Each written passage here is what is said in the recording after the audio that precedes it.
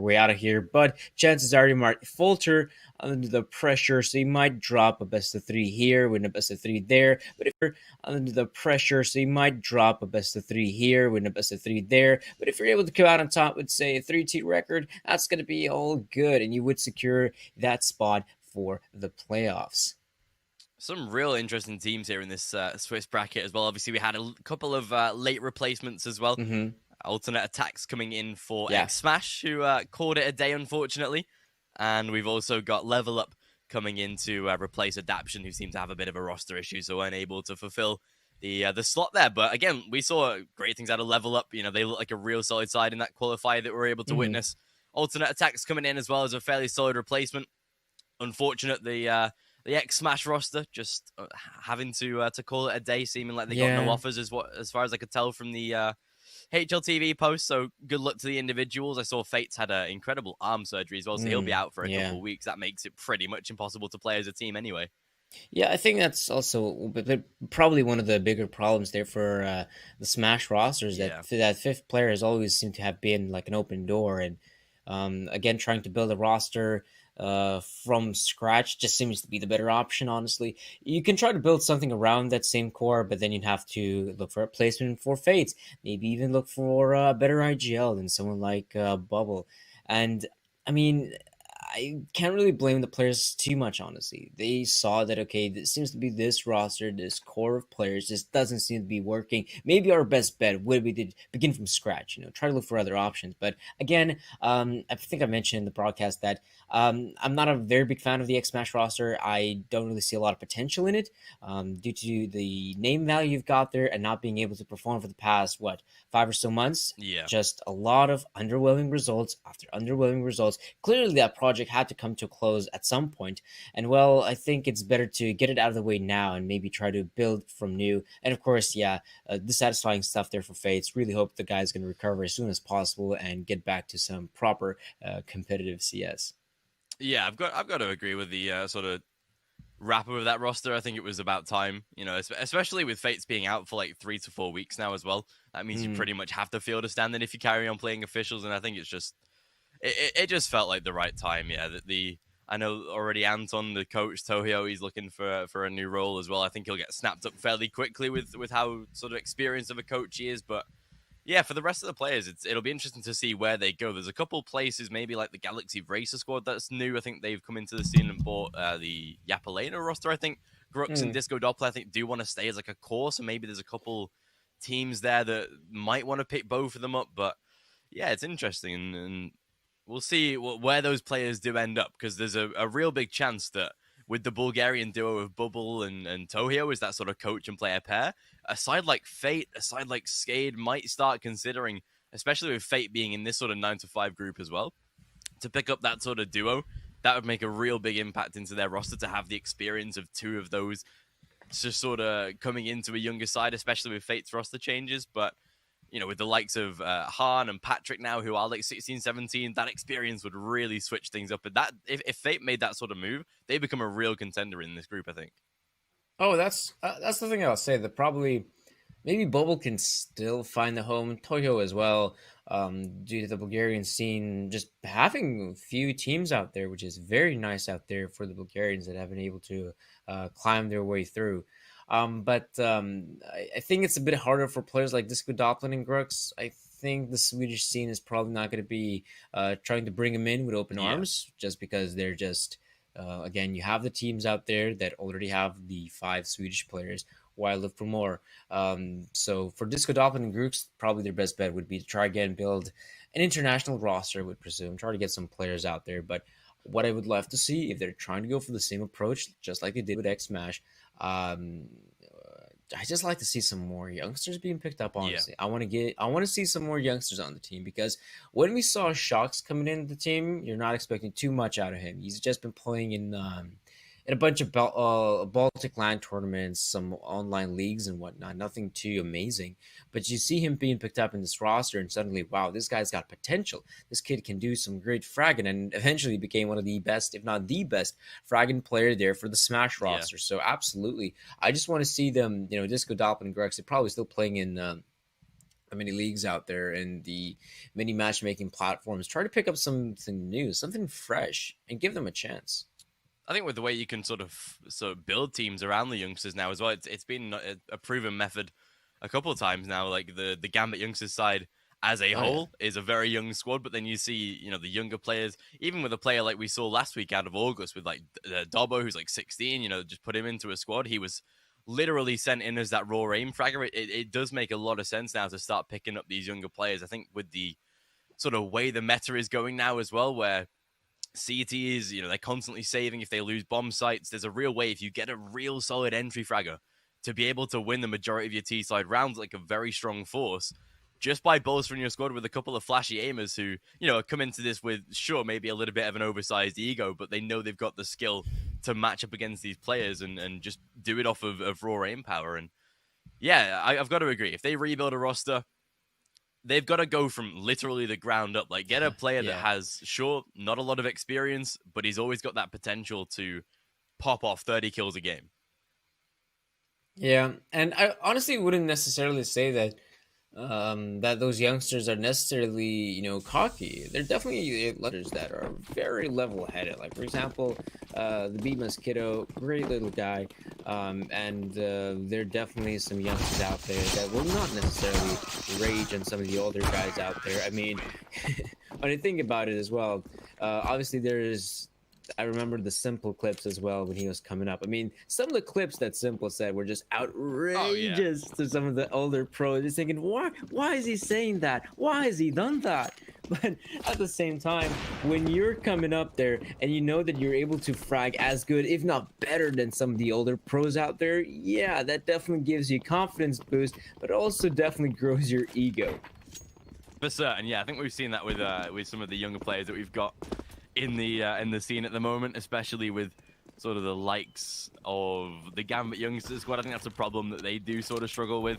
I think a player like Shiro, who came into this and literally lit up the scene with his sniping, was one of those where he got that much attention on him, and you could see in the games he was like pushing for the kills, he was peaking T side AWP. It was a spectacle, don't get me wrong, but he seems to be settling down. That roster is again proving that building a youngster squad and around a younger sort of age range is actually a viable way of CS. But speaking of some CS, it seems like we're ready to dive into AGF versus sAw. They'll be starting on the CT side after taking the knife round.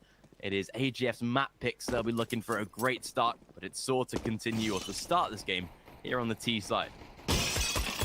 Oh, Lukey, firing off shots with the ESP, not really going to connect too much though. I think it's even for the better. He could have very easily been overwhelmed by the sAw offensive that seems to be making its way towards the apartments, in fact, brackets. That seems to be the game plan for sAw. You have a few flashbangs and the smoke. There are 4 players here, a lot of individuals here to face, so sAw, they must be ready and waiting. Minute and 15, there's flashes, there's push, a lot of players coming in there, and all the frags are now going for AGF. Not a single player has dropped dead, and TMP is going full deep push. It does go down to Materis, 2 frags for Materis. That is very nice considering the situation he's in. Arky as well, popping shots, but now it is left with a 1v3, and the nade will get the better of him. So considering that AGF had 4 players there in brackets control, I mean, I thought it's going to be easier for them, honestly. It does go their way nonetheless, and that is the first pistol round they've managed to pick up. Very nice start. Just almost also realized as well, Christo is actually back in this side. His loan with North has now expired, so he's back eligible to play with AGF, so he'll slot right back into the roster itself. So that's a real interesting sort of revelation that Christo now is back in this side. We'll see what his experience, his time in North really does to improve his game. But look at this, already a great start. Hero AK buy onto Stadodo, not particularly doing too much damage already. He'll be found down to 7 points of health and, well, just luckily able to escape barely, but the AGF side facing what is a force buy for now should not be making too much of an impact. The AK now put into the hands of Roman. Better way to utilize this with players full health, full Kevlar, but it seems like AGF are pretty aware of the B-side take that is about to come. The awareness is definitely there. The great thing for AGF as well, they have the ability to try and stop this push. This engagement is not really going the way of Netric. There's a lot of players from the sAw side on the other side, and now they're gonna move in. Oh, are they unaware? Are they aware of Arky's push? They're not. Arky gets the frag on Cristo. TV needs to shut him down. He does. Meanwhile, the sAw players also get a kill here towards the A side. So absolutely, they're gonna group up and try to take over the A bomb side. Lonesome Lukey is here. He has got the MP9 here, so he could be good to dish out additional damage. A few kills go his way. Even a third one is possible, and it is. Roman does go down eventually, and Lukey secures the round for AGF. So many players to face, but Lukey remains calm and collected and just picks up the pieces. Beautiful little info play. That pit position again, so nasty in an early round like this. Lukey just able to put the MP9 to use, even finishing the job with the USP as well there. But a nice little hold from inside of pit 4K to seal the round, and more importantly, shut off the buy round of sAw here. Down onto what is now a full eco round, a little bit of a half buy into the Desert Eagles. Kevlar as well for both Just and Arky, interestingly. So quite a over expenditure here, as already TMB will start things off as they mean to go on here in round number 3. First kill onto Stadodo to open things up, and you can see with the way that sAw is playing, not particularly expecting too much out of this round, but again, these Deagles chiming in nice and early. Cristo now dead as Muterius able to find a little headshot, but kills traded nice and easy on the side of AGF. They should be able to take this round relatively easily. A little bit more expensive, a single death looking like all they'll get out of this though. Here is Muterius, already fairly low, should be dead in the water, and AGF off to a comfortable 3-0 start. Ooh. Be careful of the big iron on his hip. No worries then. Eventually, Netric secures the kill here in Materials. Thought the big iron might get a few more kills, but apparently not the case. AGF secured the early 3-0 lead, which is perfect for them. They win the pistol, they win the subsequent force back from the opposition. The third round is an easy one. It's practically an eco, and now this is where the real purchase comes in from sAw. They are well equipped. AK-47s are out there, got the utility as well. Armor is solid for everyone. And of course, with the AKs, you got that chance of moving in a bit more aggressive, a bit more quick. And that is one of the biggest strengths of the sAw team, is their ability to move out quickly, move out sporadically there as a 5-man unit. I've seen it utilized in Dust 2 time and time a dozen, and they've been just so stalled at it. And well, speaking of being solid, this B-side hold, in fact, banana hold, honestly, the nade usage is there, just gets a kill here in TMB. This will force Netric to retreat, but overall, the damage has been dealt. Good return by sAw at least, but yeah, banana control and map control really not particularly in the hands of sAw, just down in these default positions. Arky was about to peek out there, maybe spot Cristo's head, but he's safe for now. The rest of the sAw side, though, not particularly committed as of yet. They do have plenty of time on the clock to play with, so no worries about that one here, but time is of the essence, especially if they do want to orchestrate what seems like a little bit of a B fake right now. They've got just side of banana, maybe a couple flashbangs to be thrown over and try and force out some attention, but it is round to the A side that sAw will be committing to majoritively. 30 on the clock now as Palace or Apartments and Long start to pincer in on one another.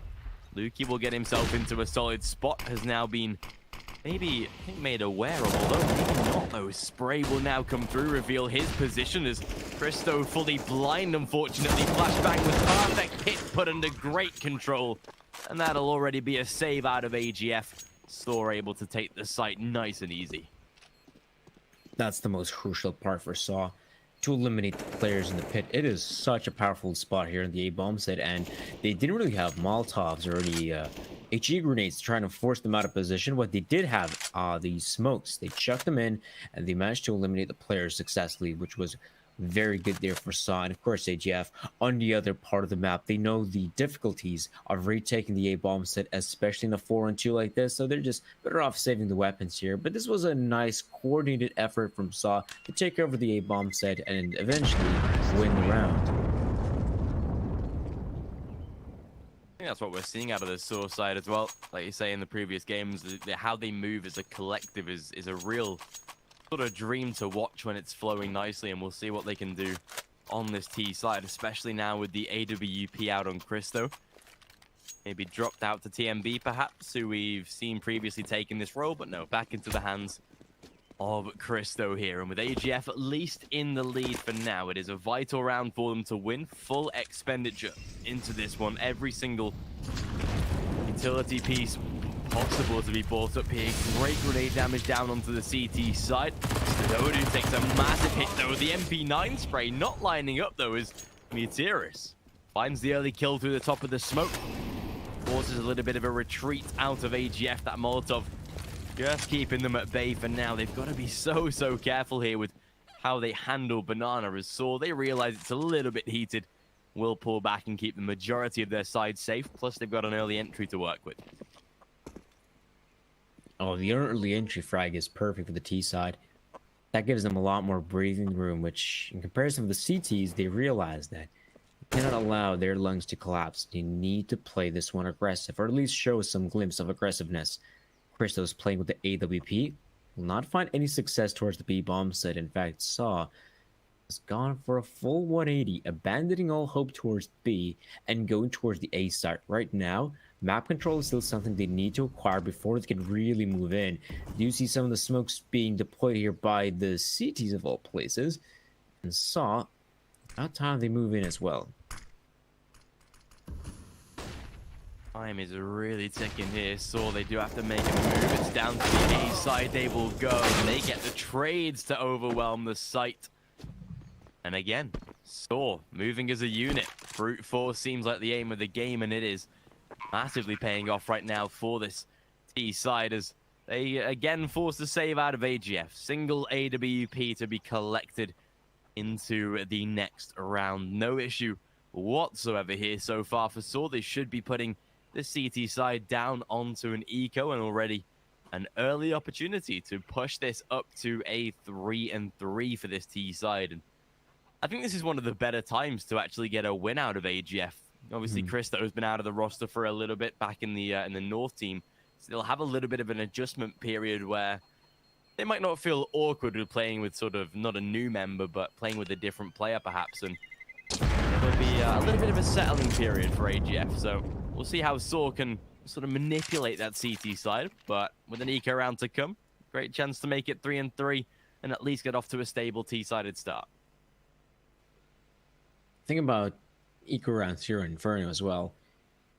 Even though your opponent's probably just going to be on a few upgraded pistols, you of course have the AWP in the hands of Christo. This is one of the rounds where sAw needs to be incredibly careful.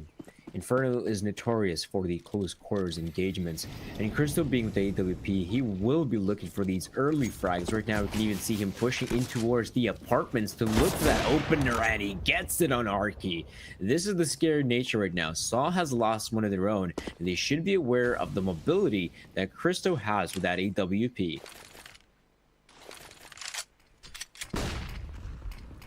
Now they should realize that maybe this is particularly one of the better sites to rotate to. They can get the smokes down, cut off the AWP angles. Netric, very ballsy, takes a swing through the smoke.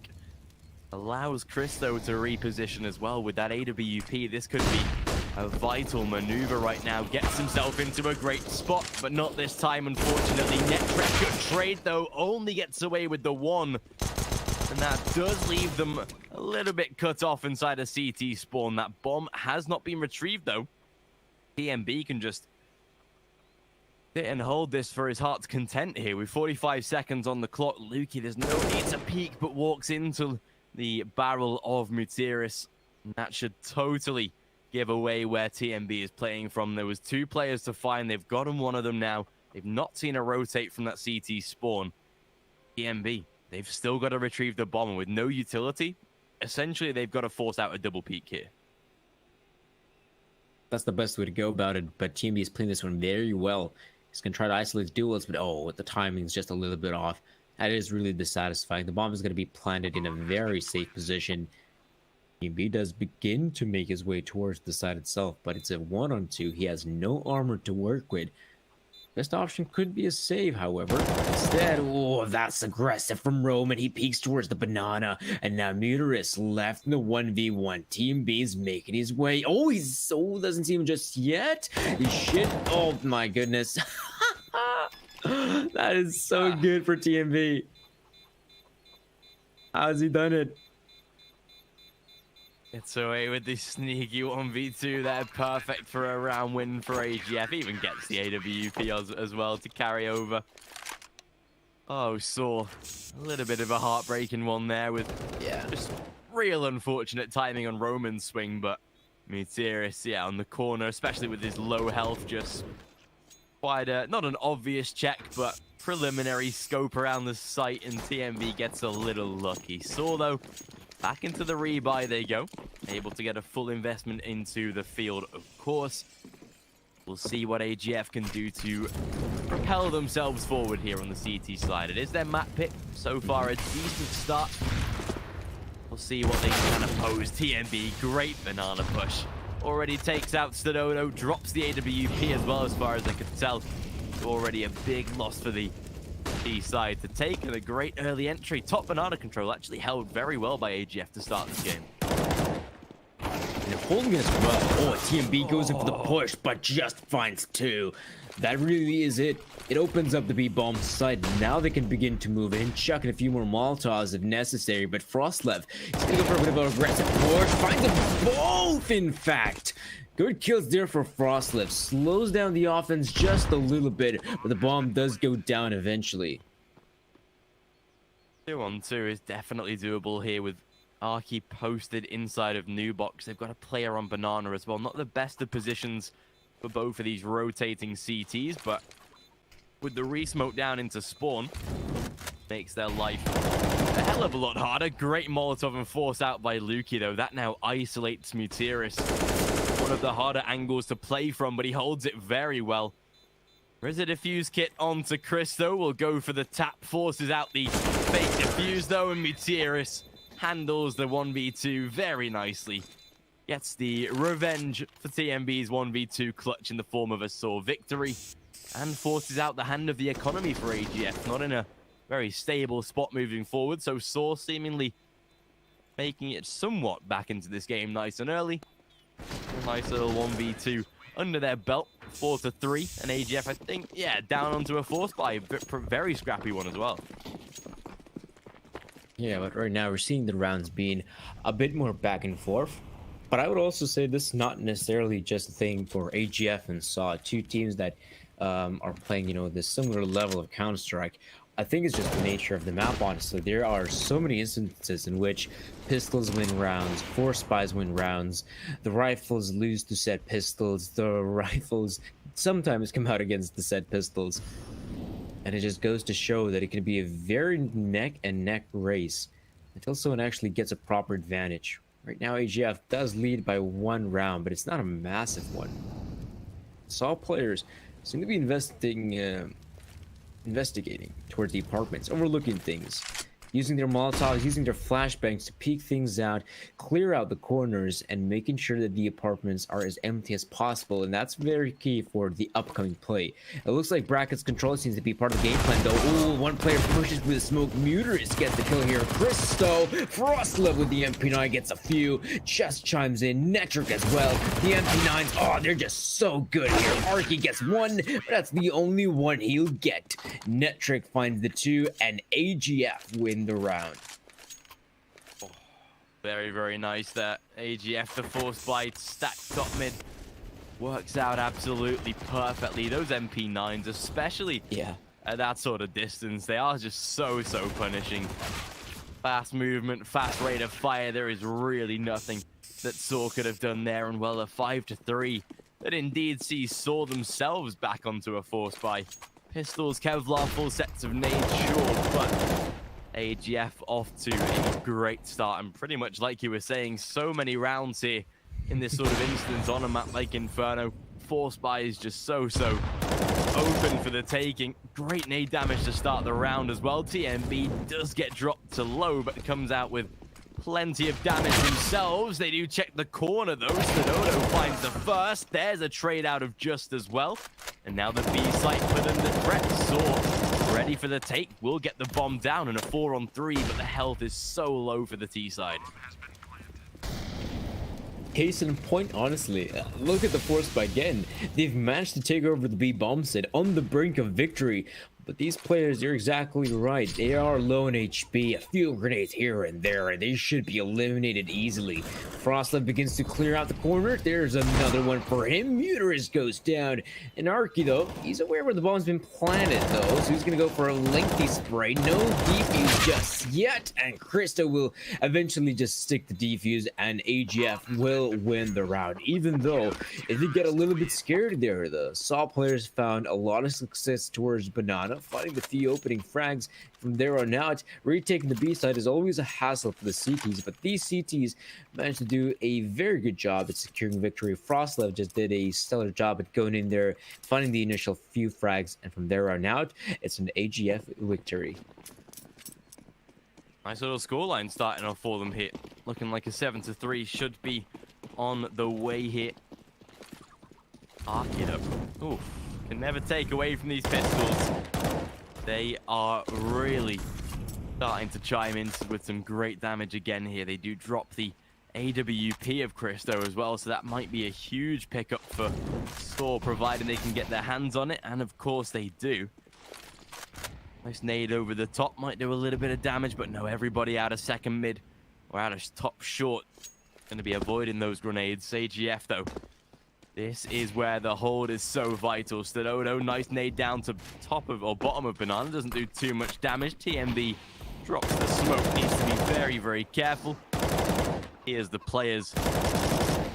Here's a solo hold.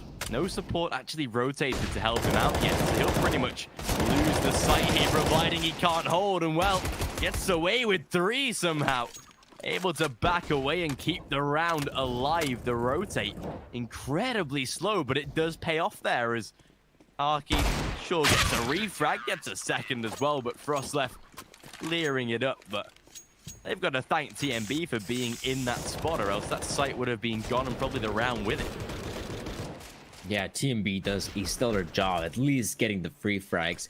If it's just a 1-for-1, TMB gets 1 and he gets eliminated in the process, that's simply not good enough. That could have been another opportunity for sAw to go in for the post plant. And even though the weaponry is not there, if they set up the crossfires properly, if the opponents do not use their utility in the retake, then yeah, those pistols again have a good chance in winning the round.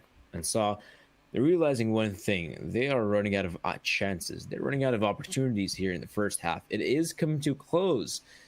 That's why they've gone for the tactical timeout to have that discussion.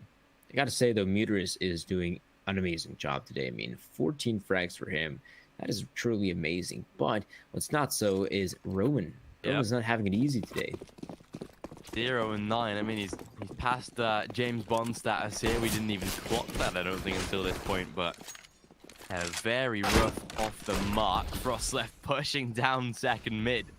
Gets away with the first on 2 just there. Spots out the second. Good return. Muterus able to trade back the initial damage at least.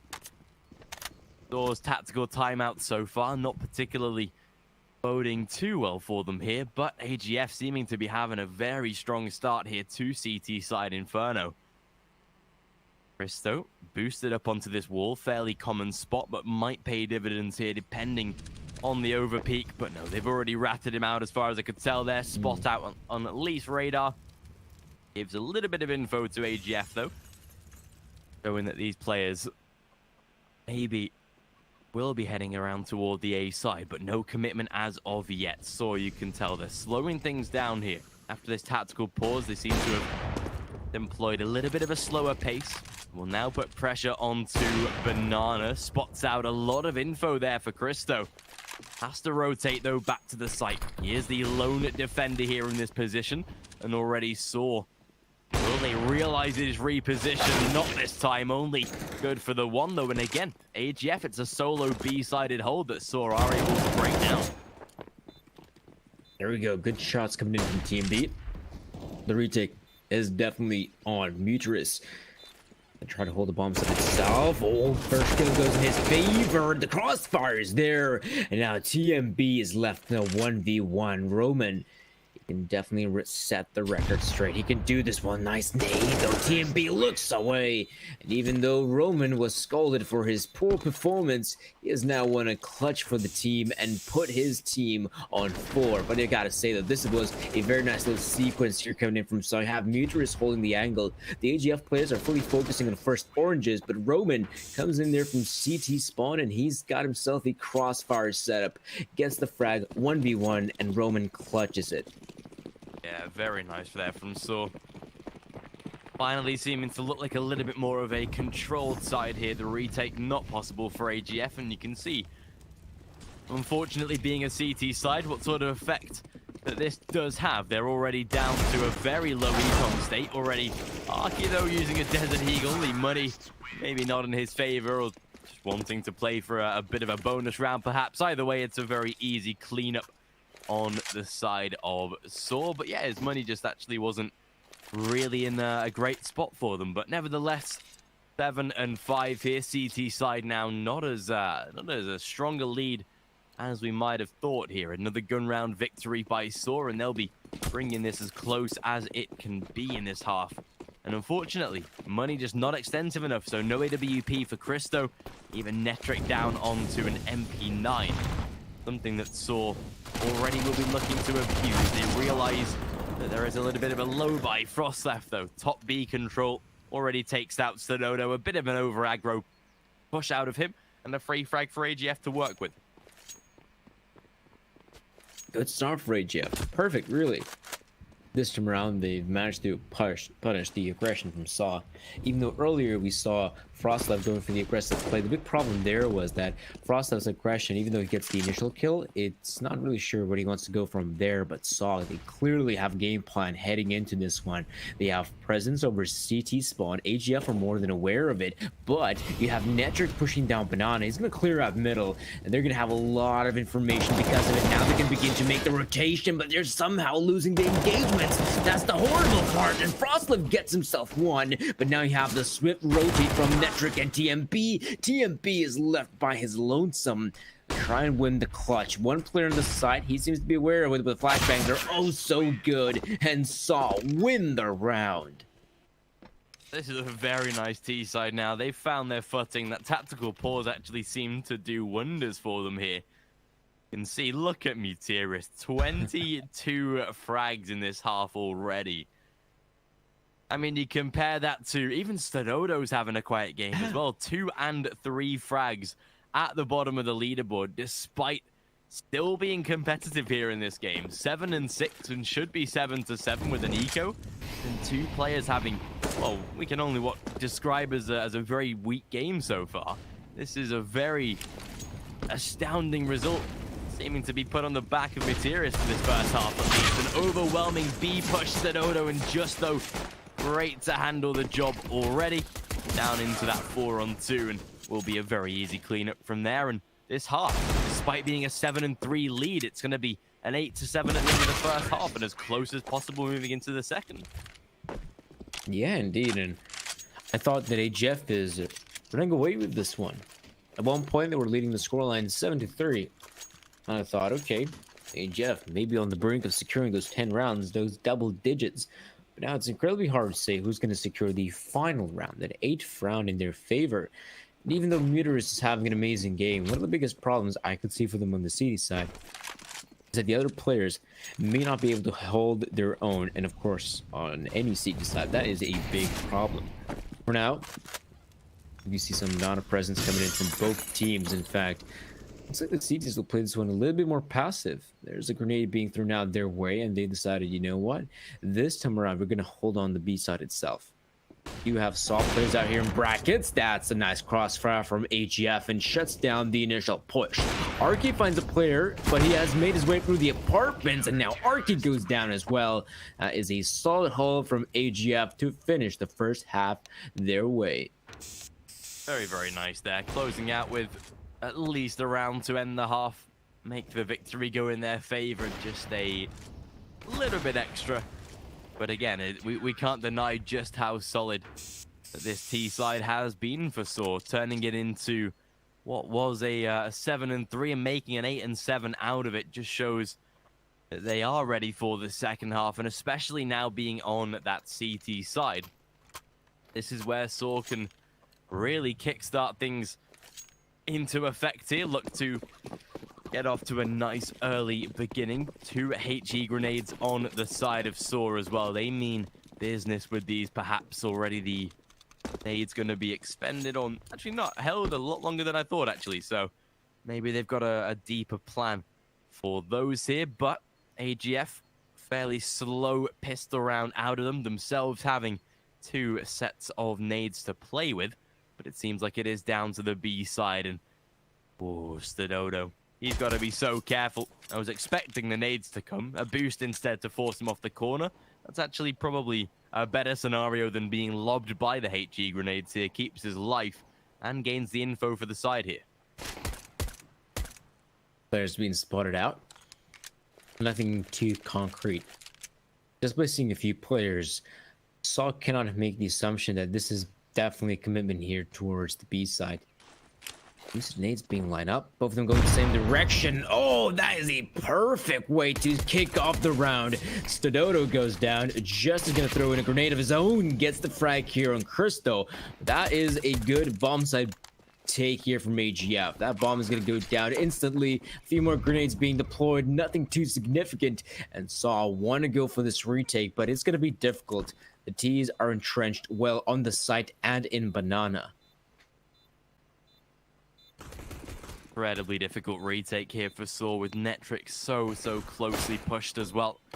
Spots out a bit of the early info, takes out the opening frag just with a good return. Roman the same as well. Wait a second. They do have a defuse kit to play with. Somebody not defusing finally gets the frag, though. They will be able to get the round.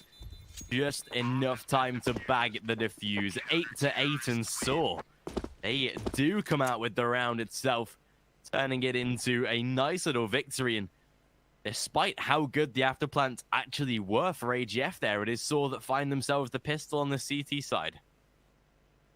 How about that nade stack as well? I actually wonder, how are they going to use it? Because I had a brief theorycraft session with myself, and I thought it would be very cool if they would actually use them for a post-plant scenario. Say you plant the bomb in first oranges, you have the utility players deploy the smokes and the flashbangs, but then you have the 2 players that are playing far back with the HE grenades, and if they're expecting someone to go in for the bomb, you can hear the tick coming in that someone's using it. You're checking the grenades over first oranges, and you might have maybe won the round in that manner, but instead they use the HEs to secure the early opening frag on CT spawn, which I thought that was just stellar from their part. Really nice shooting coming in now in this round as well. 4-on-4 as AGF, even though it is just a simple eco, but did see the initial frag go their way. Never take away from these pistols, it seems. No matter if they've got Kevlar or not, they are a deadly asset. AGF wanting to prove that in this round at least. Seeming like it is back to the B side for them, though. Seeming to be worked out right now by sAw as well, as they will double stack. sAw on the MP9 going to be playing super up close. Has to be careful. I think he might have spotted a shoulder. Does keep himself nice and safe, though. 37 on the clock now. AGF. Oh, yeah, they've now been spotted. sAw a chance to line up a couple here. Only gets away with 1, though, and now the bomb site put under threat. Oh, Frostlef. This might just be a position that wins them the round, potentially. If Mutiris does not check this corner, loses his life, and it just leaves Roman. Does have Kevlar, but it's a big 1-on-2 for him to play quiet throughout the game so far. Needs to step up big here. With a 1v1, an M4 versus an M4, it's going to be down to the wire with no defuse kit. No defuse kit, and only a few more bullets remaining in the clip. Has to go in for the USB. That's the only way, and he almost gets the frag as well. Remember, TMB had no armor in that situation, and yet he manages to win the round. Ah, oh, geez, that's just the nature of Inferno, isn't it? Just look at how back and forth this game has been. It is incredible. Now AGF do have a lead, but again, it's nothing too significant. It's just the 1 round. Of course, they're in a great position to secure 10, absolutely, but I like the way how sAw is investing in this force buy as well. Not necessarily utilizing just the deagles as well as the Kevlar, and that's it. They're also going to be purchasing some of the smoke grenades, and of course, the smokes are incredibly important here in Inferno. If AGF decide to play slow in a round like this could backfire tremendously. Gotta be careful for certain here. These force buy rounds are so sporadic. Sort of casting back to Hellraisers when they lost a lot of their eco rounds, but it's fairly shared here. Both sides having quite a lot of success with the pistols, and we'll see what sAw can do here in this spot. Close on the corner, Meteoris. This time checked as he should be. Should not be given an opportunity to put these pistols into practice any longer here. CT rotate, full commit. Bomb is dropped though by Roman. Frost up and TMB, good denial. However, Arky still alive, but not for long. Just last man alive here into this 1 versus 3.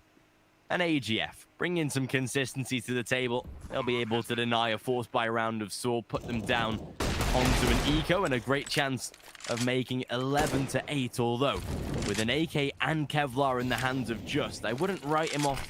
At least not at this stage, especially with so much time left. Of course he'll attempt it. But there we go. I'm just happy to note that I'm not the only one suffering PTSD after watching that Hellraisers game. Right. Still have nightmares from it to this very day. And I'm sure the Hellraisers players could say the same. If they were in the tournament, of course. Anyways. 10-8.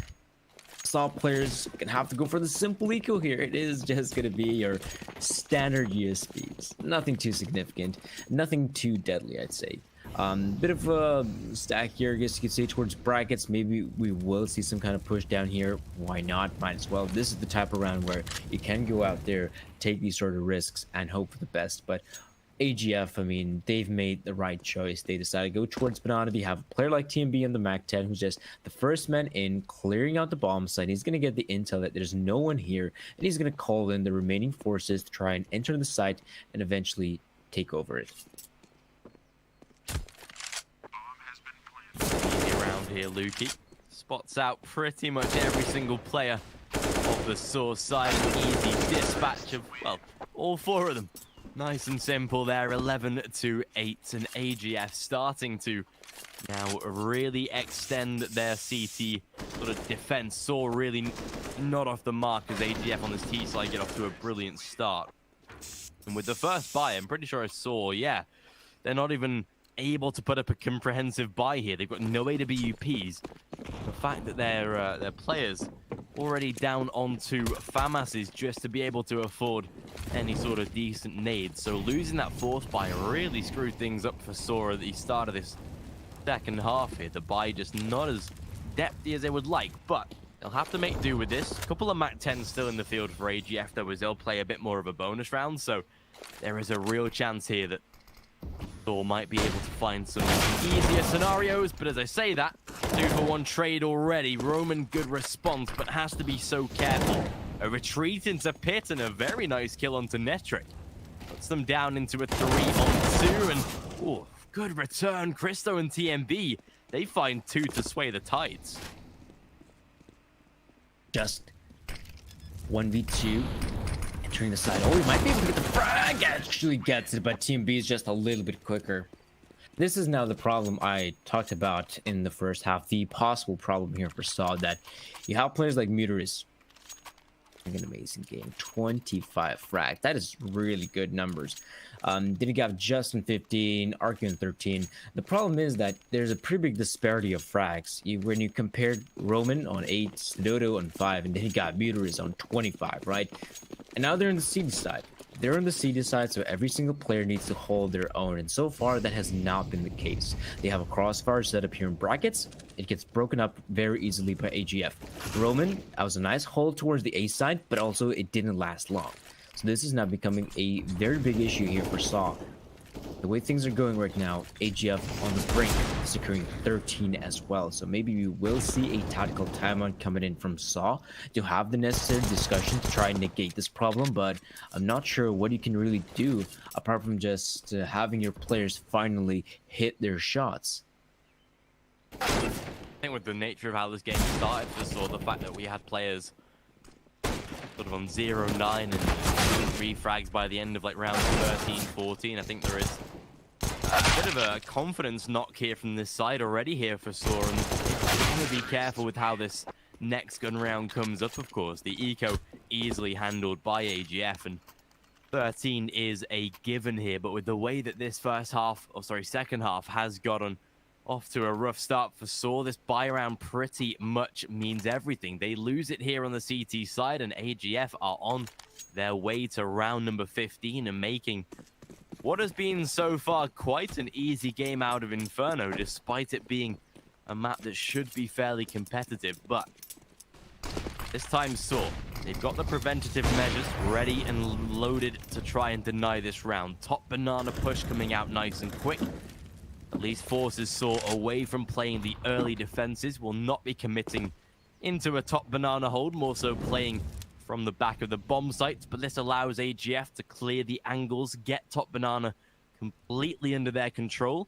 They don't even need to do anything with it though. They force the players back to the side. Now they can commit to a rotate if necessary, but AGF, their main aim right now, get rid of that utility on the side of sAw. You can see they are pretty much left down to just smokes and flashbangs. A single incendiary is not a good way to be holding, and it's on the B bomb site, so it's pretty much down to the raw aim duels so far of this execution, and AGF 60-70% of the time have been winning the majority of those.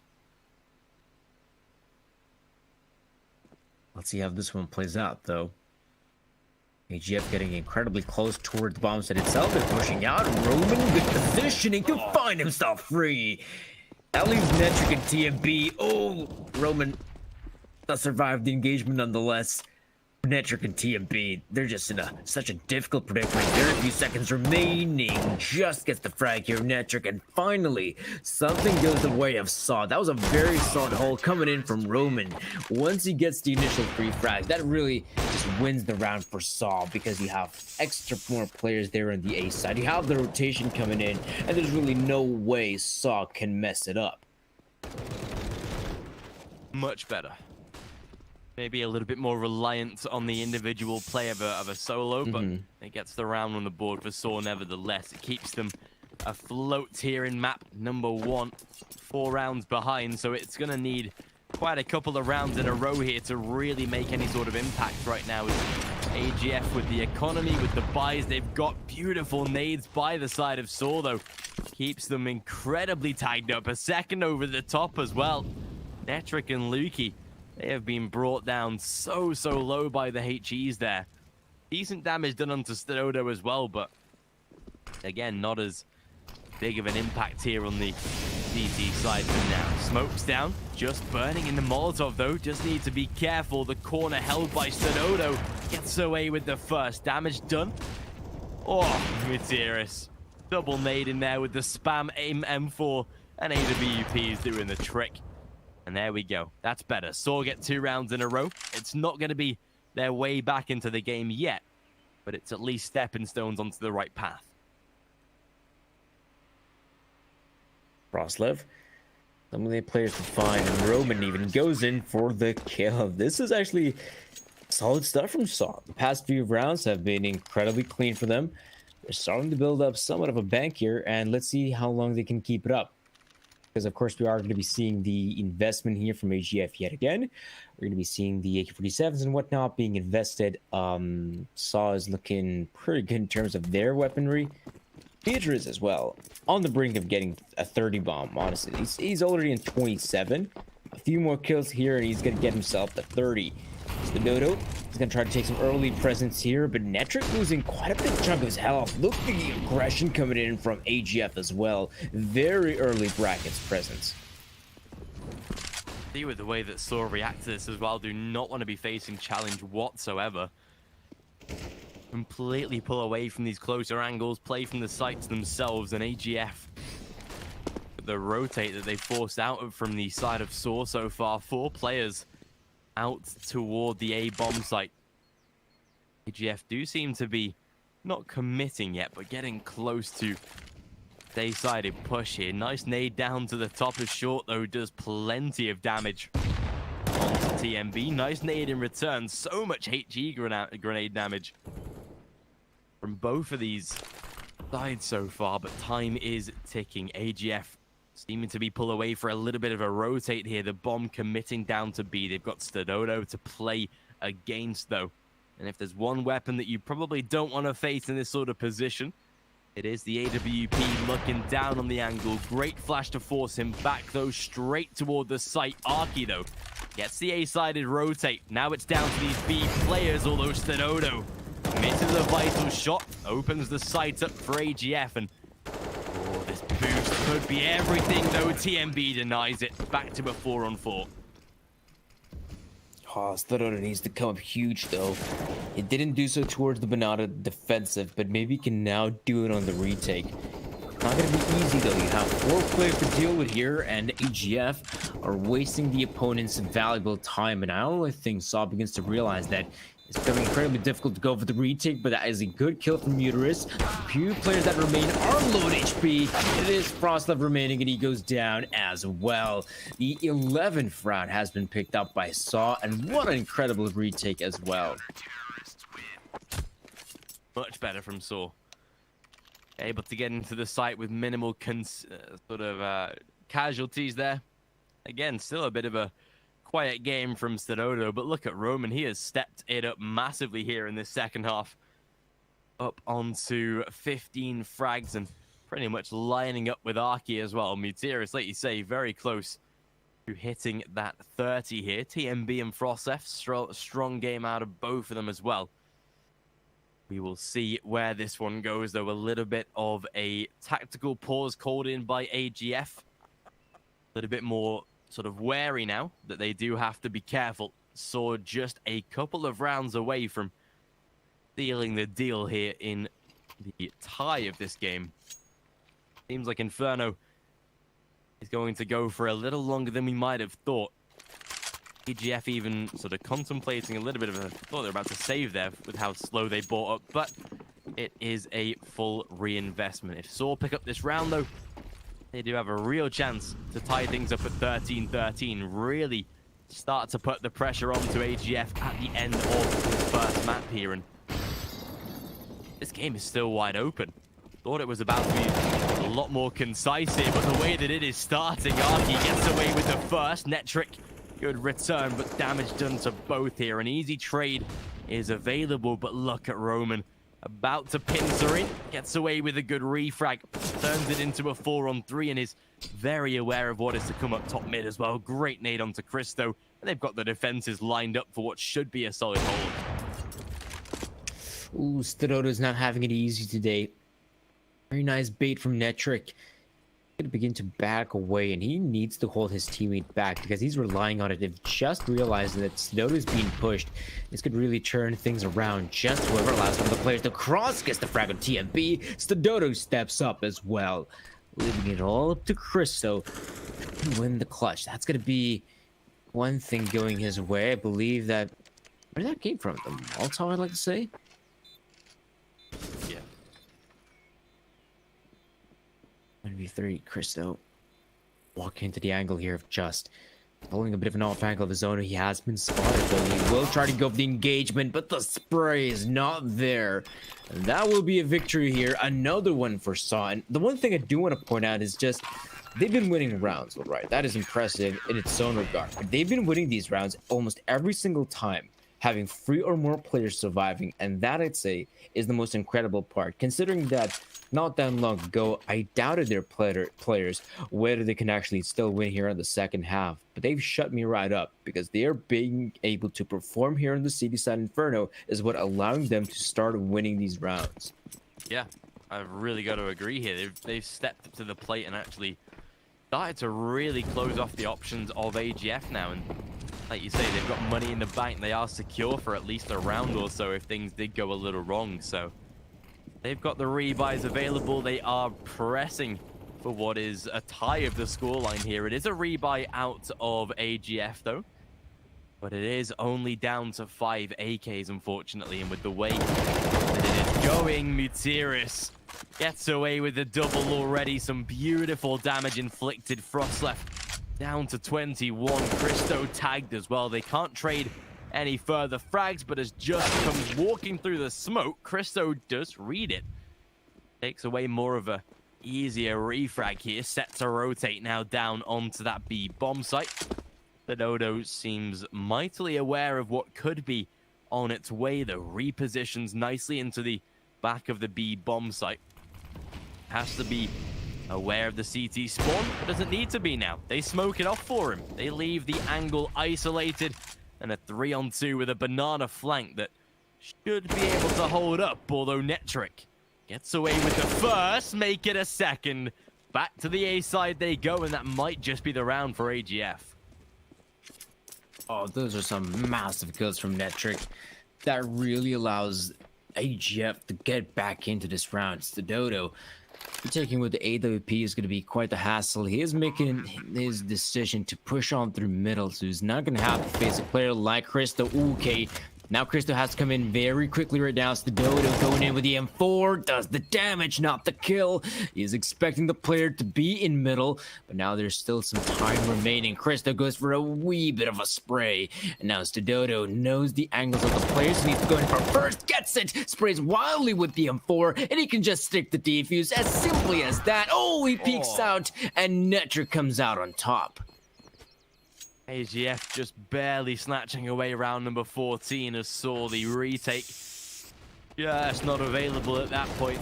Could have definitely got away with the diffuser, or at least allow Christo a little bit closer into the peak. But I think as soon as Netric gets that double there, it really opens up the round. A bit of a, not amateur peak by sAw there, but just very good read by Netric to close the round. And they take themselves a tactical timeout. Needed here as we get into a very late stage of the game itself. Money will provide a full investment for this one, but they have to keep winning rounds here. If they lose this one, they are pretty much down to nothing for what might be the final round of this map. 1900 round loss bonus is all they'll get, and for players like Stadodo, Mutiris, that pretty much leaves them in eco territory, unfortunately. This is where they've really got to step up. And with the way that it is going so far, AGF, they might have just done what is necessary to break the morale of sAw, to get into the right place. Boost up onto that first wall. Nobody inside of Banana, though. AGF, a very one-sided approach toward the A side for now. It gives sAw a hell of a lot of information, though. Stadodo should be rotating to the A side. That's exactly what he'll do as sAw. Great damage to start. Here comes the faster A-sided take, though. Great first one-for-one trade. No side of AGF actually further committing. Christo left isolated. Bomb is down, and a messy round from AGF. Oh, but what a great hold from Roman. Doing such an amazing job. Yes, I do agree that eventually you have the players pushing out the apartments, but where's the backup coming in from short? That was a bit of a problem there for AGF, and they got shut down way too quickly here. Roman, though, I mean, I gotta give credit to where credit is due. This was a solid hold from his part. Just taking a look here at the A-bomb set hold, it felt like he was the only player here, but he also had backup here in the form of Mutiris, but his help was not necessary. That is going to be the 13th round here for sAw, and AGF will be forced to go on just the pistols, but because they're on pistols, it doesn't make it any easier here for sAw. You also got to be careful about these Tech 9s, Deagles, and whatnot. I'd say these are even more deadly than the rifles themselves, just for the unpredictability factor, and if sAw do get complacent, scary world where these might just pay off for you. But a great hold by Mutiris. Again, he is far over 30 kills by this point. A very easy round there by sAw, 14-14. This game is going the distance here. It's either round number 30 or it is overtime, where we'll see a finish of map number 1. sAw looking competitive, but can they keep it up right to the distance is the question. Christo back onto the AWP. Very convincing by a little bit of a lighter utility on a couple players, but they'll take it at this point. Look at this. Arky straight down towards lower mid. Going to be looking for a bit more of an aggro push. TMB, though, pressuring the top banana as Christo takes out Arky already. Great first kill to find an AGF. You've got to be so careful. Just, he does the right thing. Backs away. Leaves the B bomb site, at least with a little bit of a defense here. But AGF, perfect little opener to start the round off with, and blitz the manpower. sAw forcing a rotate, but it's AGF that seems so confident here to get back to winning ways. You want to see winning ways here for AGF to still try and close things out. It is possible, though. Of course, that's the most important part about this one. As usually the players are now, they are going to check in those smoke grenades and whatnot, but are they really committing, though? It doesn't seem to be the case. They're still lingering around here, Banana. I think the reasoning behind it is that Frostlev is coming in here for CD spawn, and well, the timing is everything. He heard the footsteps, he's gonna get the kill because of it. He actually eliminates one of the players rotating from the B bomb side, so AGF could begin to think that maybe the B side has less defenders, but instead, they seem to be backtracking all the way towards the A side. Now, there's gonna be one hell of a problem for them to face, and that's gonna be Roman in the pit. Stepped up Roman as well. He is very solid player so far. There's the lineup, but only good for the first.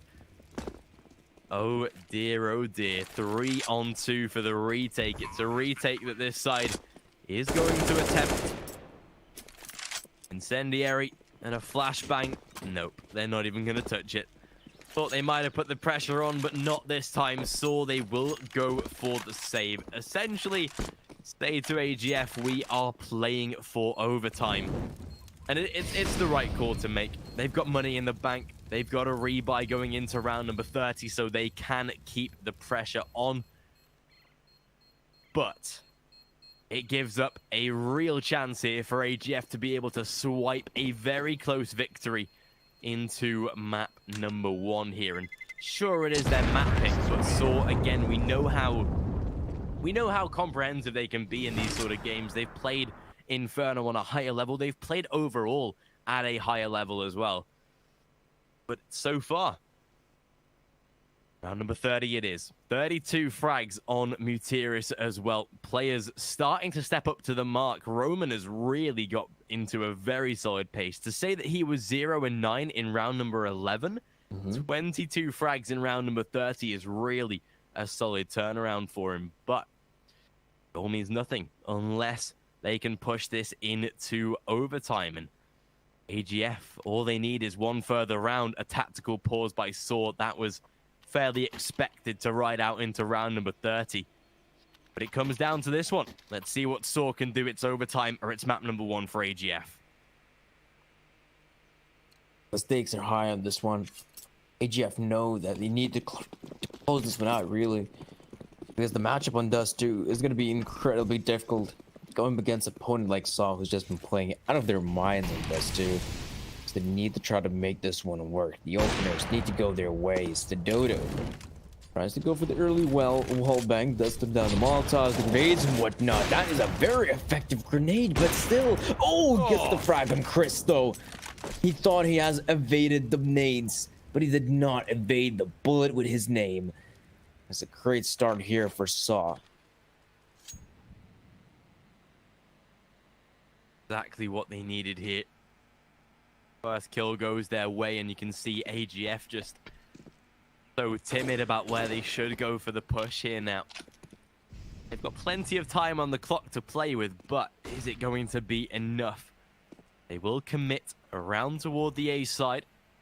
Being very solid players here, holding this bomb site like a turret, though. Roman, Mutiris, pretty much unbreakable here. But AGF, it is going to be an A-sided commit.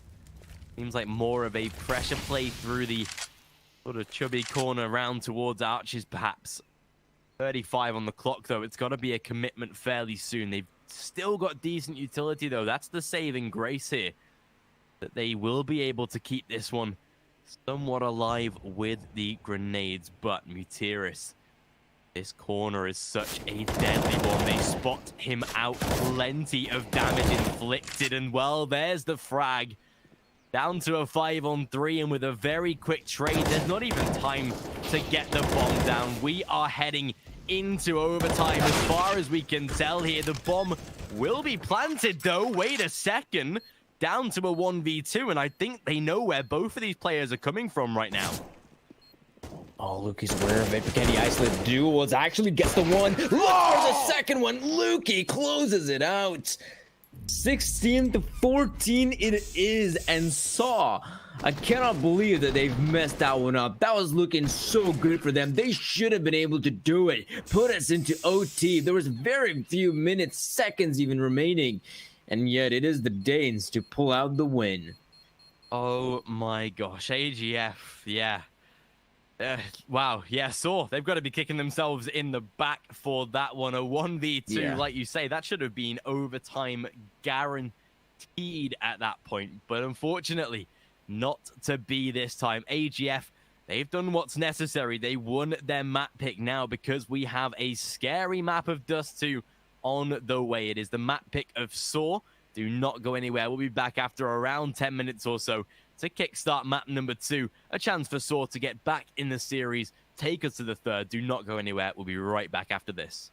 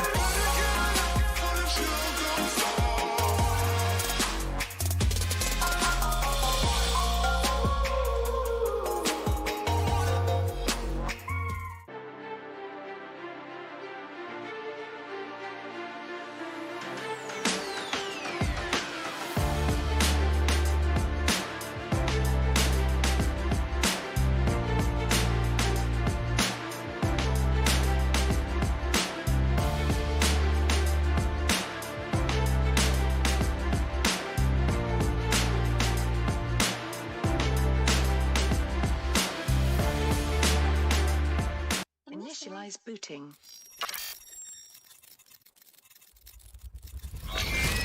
These are your targets. You must find, capture and contain them until extraction vehicle arrives. Witnesses are irrelevant. Leave them unharmed if you can. End of a transmission.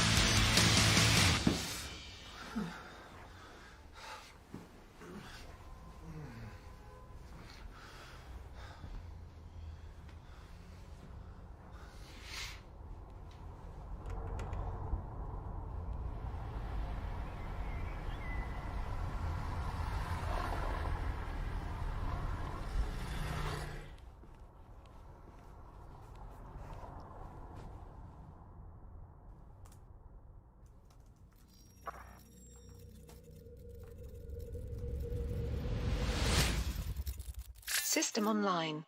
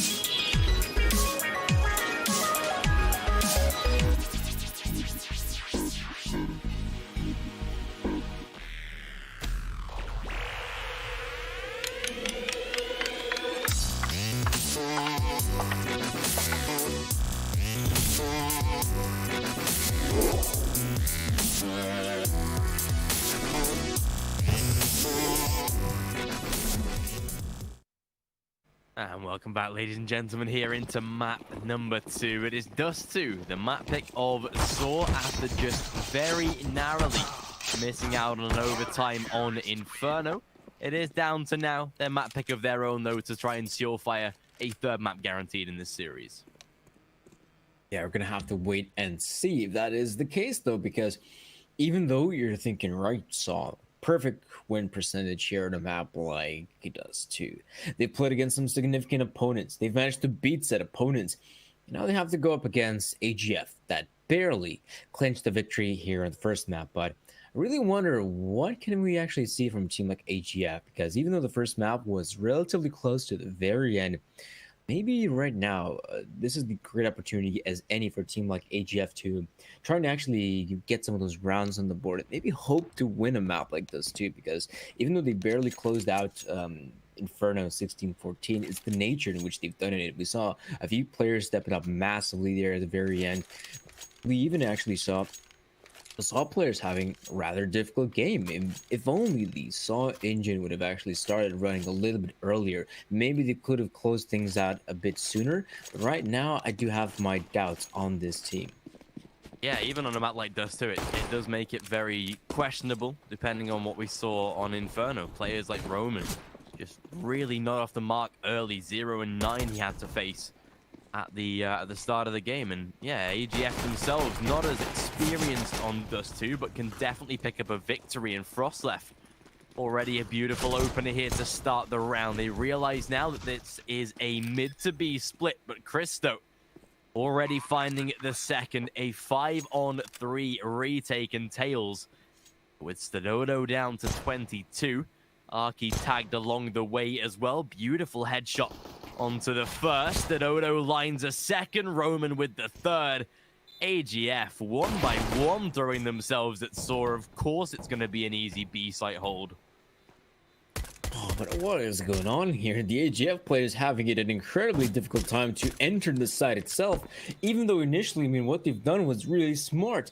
They got the initial frag there with the player entering the site. They even eliminated one player there in tunnels, and yet it's a 5v3. The players from AGF have got the numbers game, and all they have to do is take control over the B bomb site. But as you said it felt like the players were just peeking out there one by one, and AGF did not capitalize on their initial success.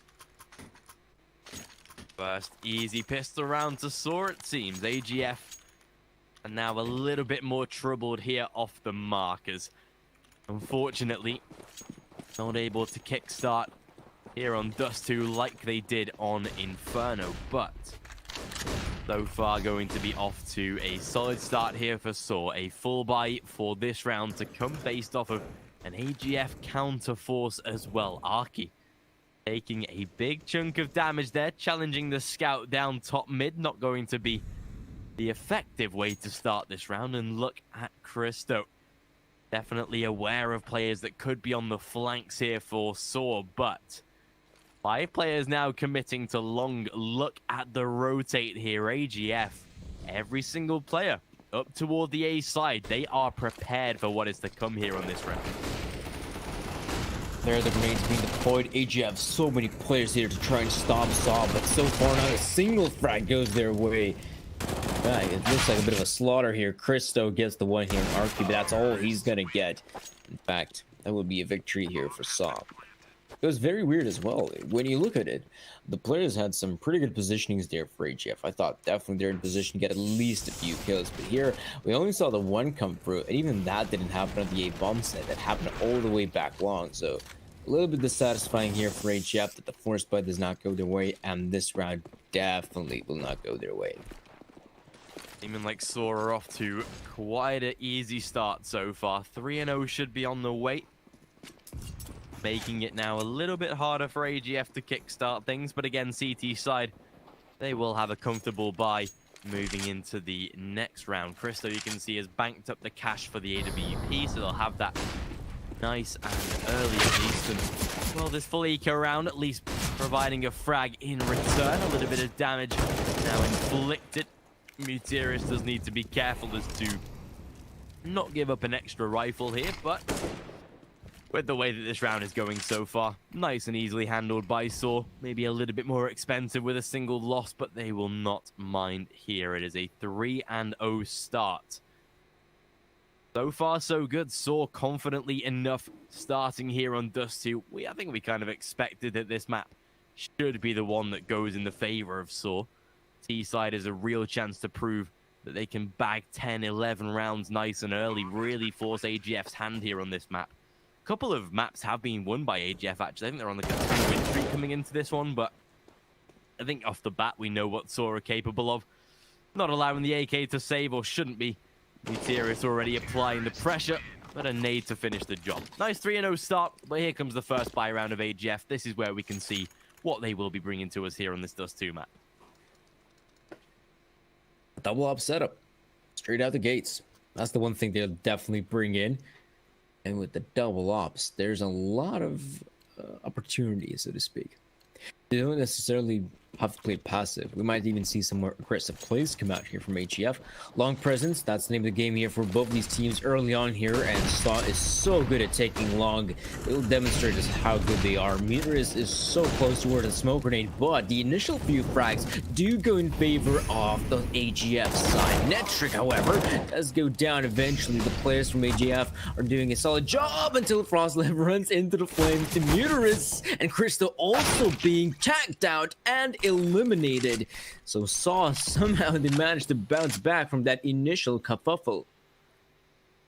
Despite sAw being tagged as well, this is a perfect opportunity for them to again continue a clean streak. sAw reads it absolutely brilliantly. Isolates Lukey now, and just like round number 30 in Inferno, it's got to be a 1v2 clutch from this man. sAw, though, he's already got the angle lined up. As soon as Lukey steps across the mark, it's pretty much instant death for him, unfortunately. And I think he realizes that himself. Goes for the save. So a 4-0 start, clean for sAw so far. That's exactly what they've been looking for, and this is a great way to kickstart Dust 2. It's an eco on the way for AGF as well, so that should be what is a 5-0 to start off Dust 2. This is a much more confident beginning here from the side of sAw that we, maybe expected on a map like Inferno, but we're definitely knowing we would see it on a map like Dust 2 here. It's their map, and they seem to already be telling AGF that if you want to play here on Dust 2, you're going to have a pretty hard time to start.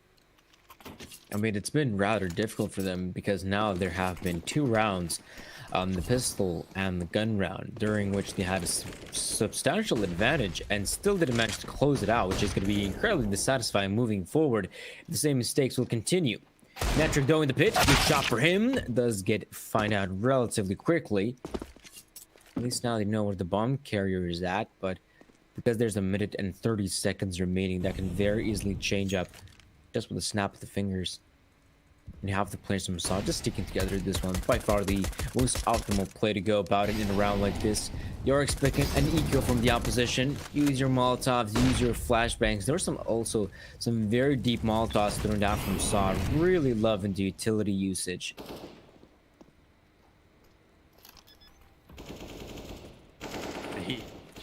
Trying the jump spot.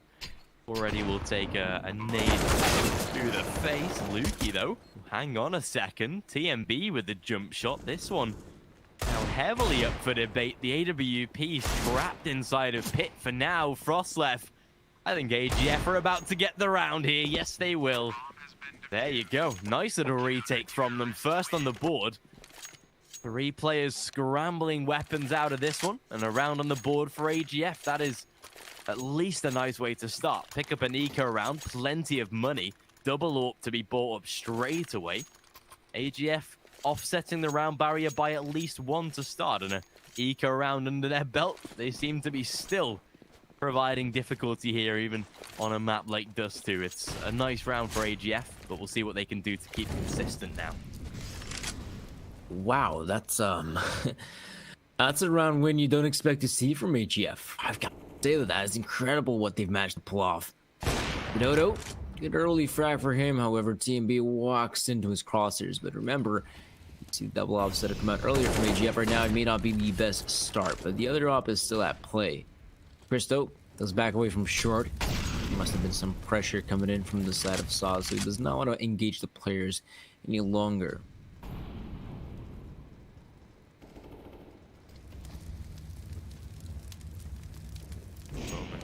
Gets away with a maybe more simpler refrag. Christo, an overextension perhaps as Stadodo takes him out nice and easy. Frostlef inside of this short smoke, already spotted. Feet completely available there, and unfortunately Lukey left as that final man, now down to a 1v4, and Roman might get lucky. No, the timing already out of his hands, unfortunately, but he will not care. It is back to winning ways for the City side. 5-1. Fortunately for AGF that they actually won the eco round that they took here, because now they have at least a build-up of economy to work from. If it was a standard situation and they just lost a gun round here, it'd be down to an eco. But fortunately, thanks to swiping around earlier, they get themselves at least solid bank to be able to buy into this one. But a 5-1 start. sAw already proving to us that Dust 2, if AGF want to win it, it is going to be a hard battle. It's a great early lead so far from sAw.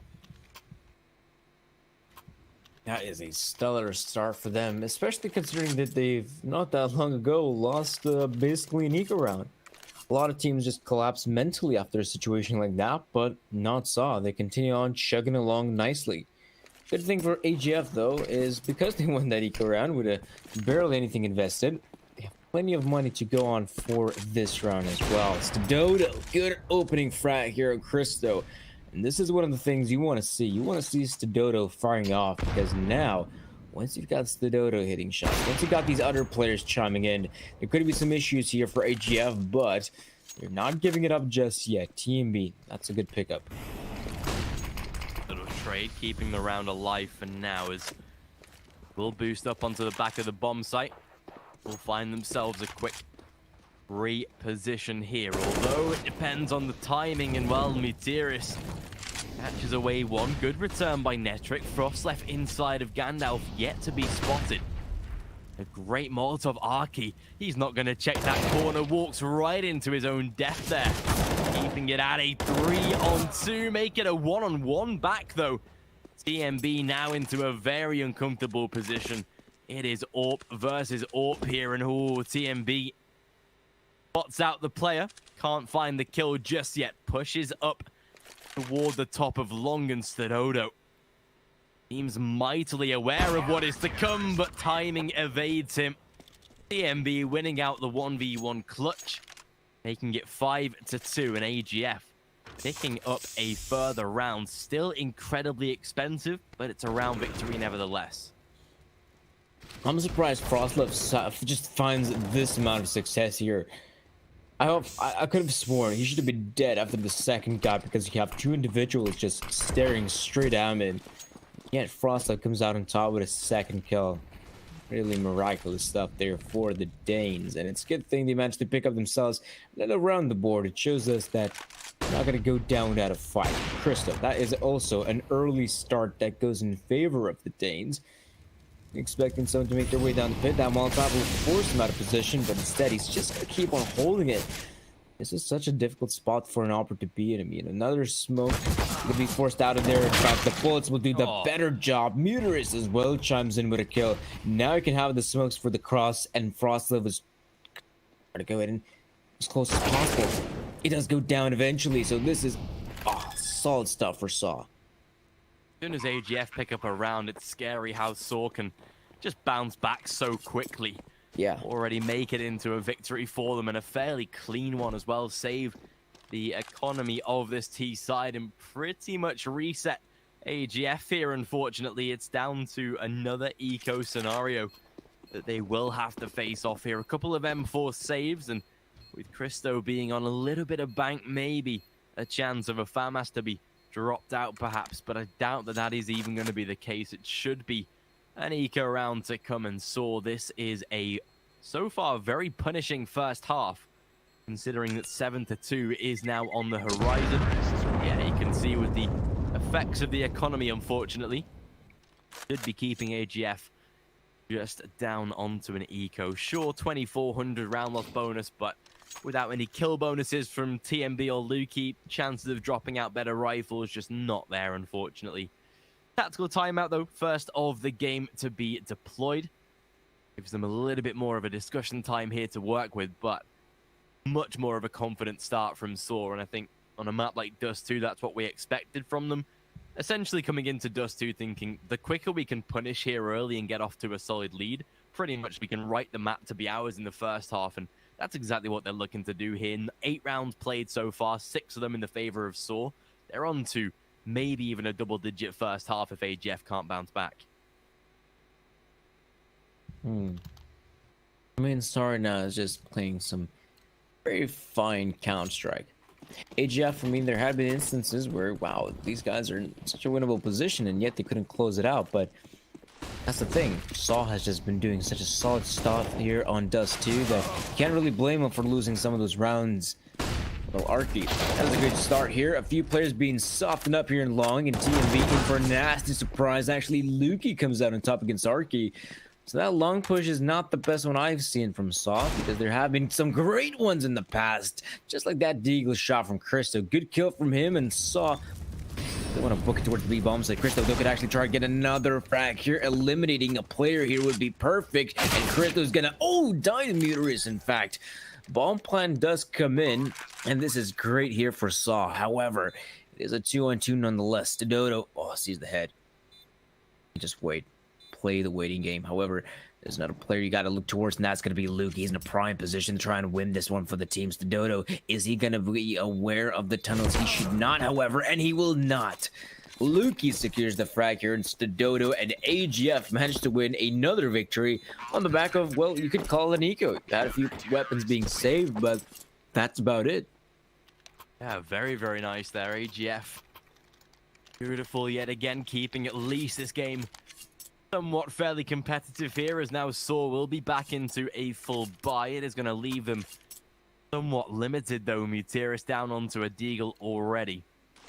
So AGF really in with a chance to start punishing here on Dust 2. Take away this round and they can make the scoreline relatively close at this point. sAw takes a big hit as well. Glass cannon on the AWP leaves him with no Kevlar, susceptible to a nade tag there, and that is exactly the case. Still, AGF, providing that they keep a solid run of rounds here on the CT side. We know that T side can sometimes, well, majoritively be the sort of favored side here on Dust 2. So providing, again, like Inferno, they keep the scoreline close, I feel like we'll have a similar repeat of what we saw on Inferno. Smokes down. sAw going to be committing through toward these short Aggressive pushes again. Christo has to be prepared for this, though, not aware of the CT push. Ross left close in the corner, but it is sAw already that have the site control. Oh, will the bomb go down? However, Frost could very easily shut it down. Oh, they both line up for him. That's so good here for AGF. However, even though they might want to try to go for that defuse, sAw is going to peek out. The bomb's not really planned for him, but he does get the shot and the second one for sAw. Beautiful stuff here from him. I mean, this is the guy that on Inferno didn't have the best of games. There are a few kills coming in from sAw, and here on Dust 2, he finally finds his element, comes in with a massive 1v2 clutch, putting sAw now on 7 rounds. Much better of a turnaround here. Players so far like the Lukey and Netric bottom of the leaderboard, unfortunately, but again, not off to a bad start. Just sAw being very, very cohesive with the way that they are winning the round so far. And again, you can see the buy round here has been taken on the side of AGF, but now under serious threat. If they do lose this one, real chance that sAw will be fast-tracking their way toward double digits. Double AWP. Most powerful aspect of this round so far. Molotov and nades starting to force TMB out of position. Not yet spotted, but has to be so incredibly careful. Oh, might walk into a bit of an... Okay, I think barrel was spotted there. Yes, sAw spots out the barrel there, takes out an easy frag. Shuts out TMB and pretty much massively weakens the defenses now on this A side. But it's a rotate by sAw down toward the B bomb site. They'll have an AWP of Christo to face. With a single player, easy shutdown of him, and they'll have the site. But it is Christo. It's an AWP, and that might just change the decision now of sAw, especially with a reposition. Yeah, back around toward the A site they'll go, but sAw catches the first, make a second on the site. Rotate from sAw, working out this time. Bomb is dropped, but it's down to Christo, who doesn't survive. 8-3, and a good savior of the round by sAw. Oh, that was very nice as well.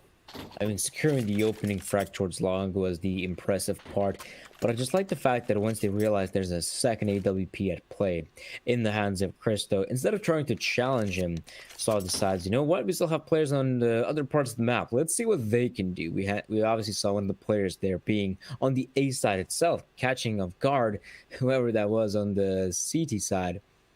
Some very nice movement, some very nice map control coming in from sAw. This just goes to show that they've definitely put in the practice hours on a map like this too. That's the reasoning why they're performing so well, and you have to admit as well, some of the aggression they've displayed towards long. Can't say AGF has done a stellar job at countering it.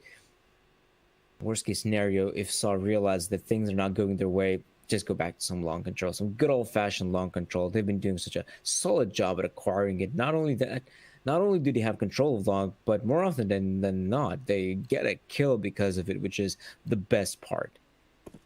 Yeah, they've sort of been very adaptable here on Dust 2, which I think is a great trait to have on such a map that is so sporadic, and every round is essentially different here. And you can see out towards A long they go. Lukey gets away with a rifle, but burning inside of the Molotov forces him to go up close and personal. Gets away with a nice easy refrag. TMB already isolated toward top mid, and sure, a dink in his favor, but again, not going to make too much of a difference. Down toward the B side they'll go, realize that it is clean for the taking. This is looking like round number 9 here for sAw. They are putting the pressure on so far. Cross left, last man alive. Maybe we'll try and save onto the AK, give a little bit more firepower into the side of AGF. Moving into the next round, but this is a very convincing run of rounds from this T side, and I think we maybe expected a little bit more competition out of AGF perhaps, but the overall result, I think we sort of both can agree that this is what we expected to see. sAw on Dust 2, win rate really stacked in their favor. I don't think we were expecting anything different really in terms of the result so far. 9-3 is going to be the scoreline here. sAw is just running away with this one. Let's go down eventually. I think the satisfying stuff here for AGF. They might consider going for another tactical timeout to have said discussion, but not sure how useful is that going to be. Just going to go for the investment. Absolutely, go for it. Get those rifles out. Christo contemplating of purchasing the op. Eventually goes for it. Armor though, that makes him very susceptible to utility damage. The Molotovs, the HE grenades. Beatrice is deploying the early flashbangs here. We're not going to be seeing any sort of presence from long. This is very nice. I mean, they've been trying out going towards long a few times here. sAw, and now AGF has even put 3 players towards that part of the map. Now they're going to be going towards middle. Very nice little change up here from sAw. They're going to throw down the smoke grenades. We're going to be seeing TMB going for the push here. Very aggressive. Ooh, gets the one and the second one as well. TMB does a stellar job here in the middle, but now the bomb site is fallen. Lukey has abandoned his position, and sAw have full presence over the site. Yeah, despite this being a 5-on-3, the B bomb site, it is such a dangerous one here for the B side to be holding. The CT's barely able to make a retake in the best of scenarios, and you can see there is very little depth so far here in the site. Sort of retake for AGF. 2 players to come through the tunnels at least. Will have to be a pristine retake here on the side of AGF. So flashes over the top, predicting the angles so far, realizing that tunnels is now under threat. There comes the commitment, but just keeping it alive as the double in his favor. 5-on-3, not even working out for the retake. AGF, they were handed a lifeline there and unfortunately just weren't able to take advantage of it despite TMB's great double. Doesn't work out, unfortunately. Double digits found, 10-3 in AGF. They are really being punished now. I mean, this was supposed to be another opportunity for AGF to win it. They had the players, they had a 5v3 in the B bomb side, but yet again, they couldn't close it out. That is just so dissatisfying that it keeps on happening time and time again. But B close by the side, a little bit of a spam, but let's get caught out by Roman from short. This round, as you guys can tell, is coming to an abrupt end. Frostlev and Netric remain. The scouts are at play. Roman, though, jumps down to get them both. Very nice shooting. That will be 11 rounds for sAw, and yeah, they're just simply running away with this one. I had my hopes that maybe after that first map victory, AGF could still somehow maybe pull out the win. 16-14, maybe that could have broken the side of sAw, but apparently not the case. And it feels like the first map didn't even occur. This is an entirely new sAw roster. Every single player is able to chime in. They're able to go out there, get the opening frags. Sure, they're having a few mistakes, but apart from that, the score speaks for itself. Really does at this point. AGF heavily punished so far. sAw having what is an easy time of day so far, and final round of the first half, looking to make something out of this, but Christo through the smoke.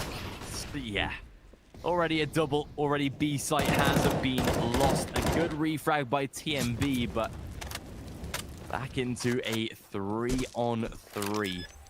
Bomb goes down, tunnels already being held by Mutiris as well. I'm pretty sure TMB might be aware, but no, not this time.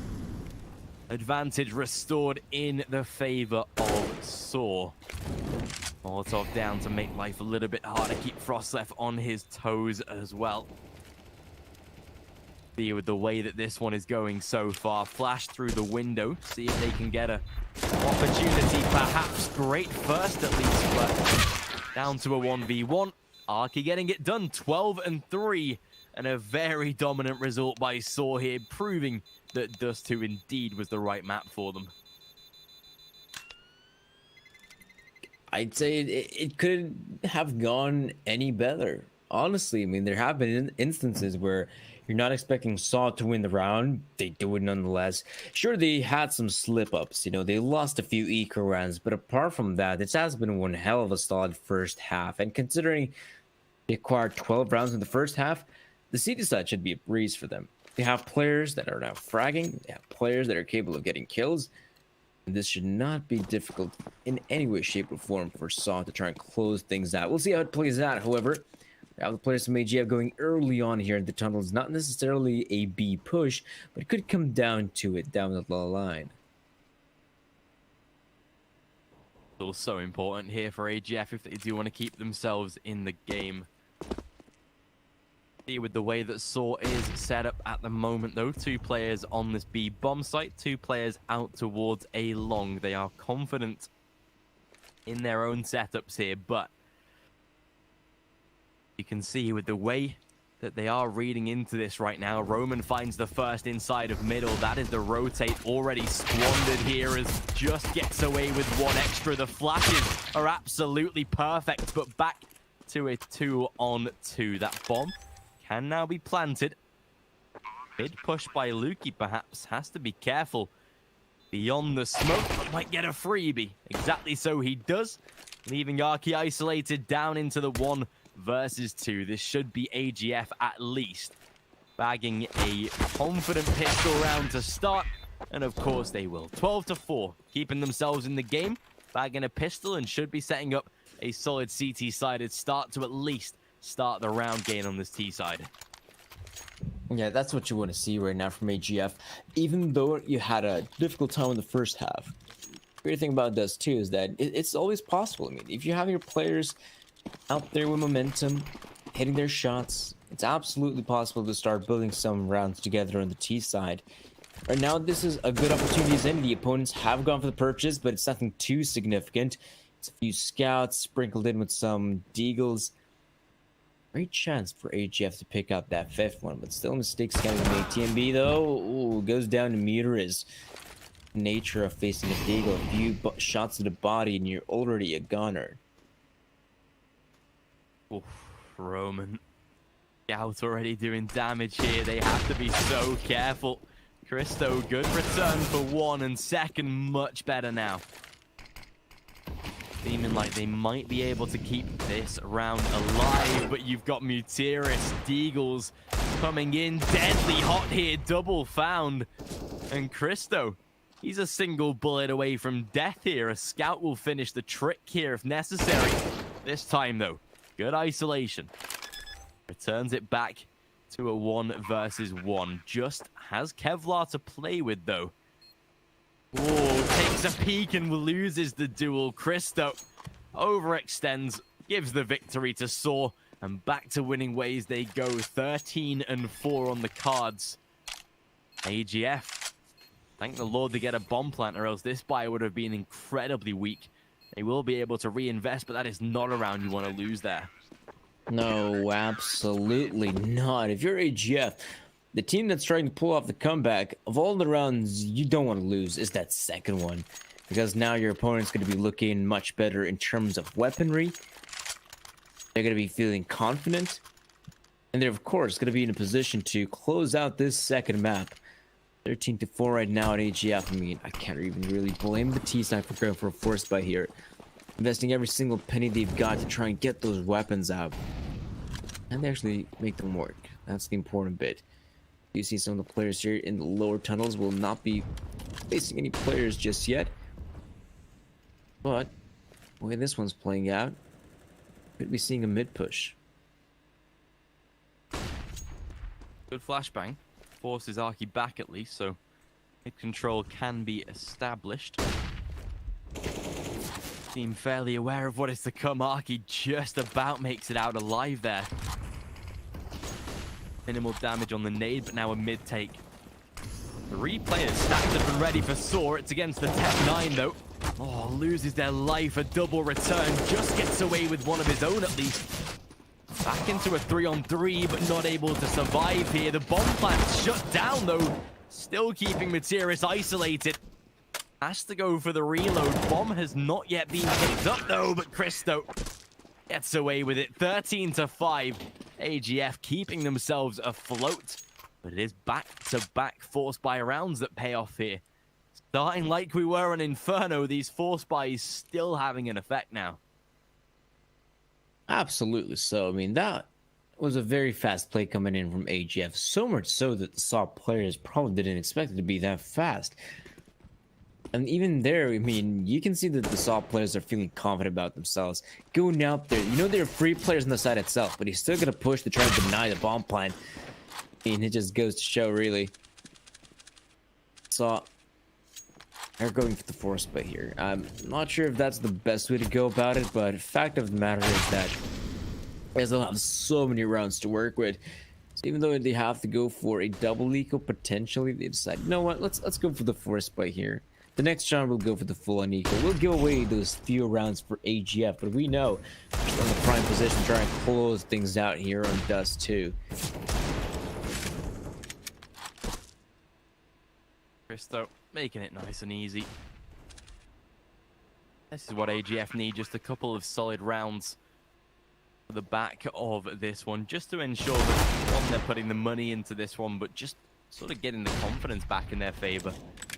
The way that this half has map has been so far, they just need some form of confidence boost, and that can definitely come from a T side with the way that the momentum can definitely switch super fast on a map like Dust 2. Netric finishing the job 13-6, and this is now where sAw will have to take themselves a full eco round. So chance for AGF to start to really close these rounds out, actually make it fairly close moving into, well, what is sort of middle part of this map so far, and just being sort of 5-6 rounds away will start to put the pressure on for sAw. But AGF eco round stacked toward long, flashbang in, very easily dealt with. A single kill by Roman though. Hold the phone a second. Damage done to Frostlef as well, has to be very careful, but they do make it out nice and easy. 13-7 on the way. sAw with their first gun round to come, though. We'll see what they can do. But AGF getting a nice couple rounds on the T side to start this second half. We'll see if they can keep it up with the first buy to come here. The real purchase, as I'd like to call it. Both teams right now will have the most optimal weaponry at their disposal, maybe a little bit less so for the sAw players. Not every single one of them has got the kits, not every single one of them has got head armor, not to mention utilities also not the best. So for AGF, not facing the full strength of sAw, they are facing 5 very skilled players that have been playing incredibly well in the first half. That still has to be the back of their minds.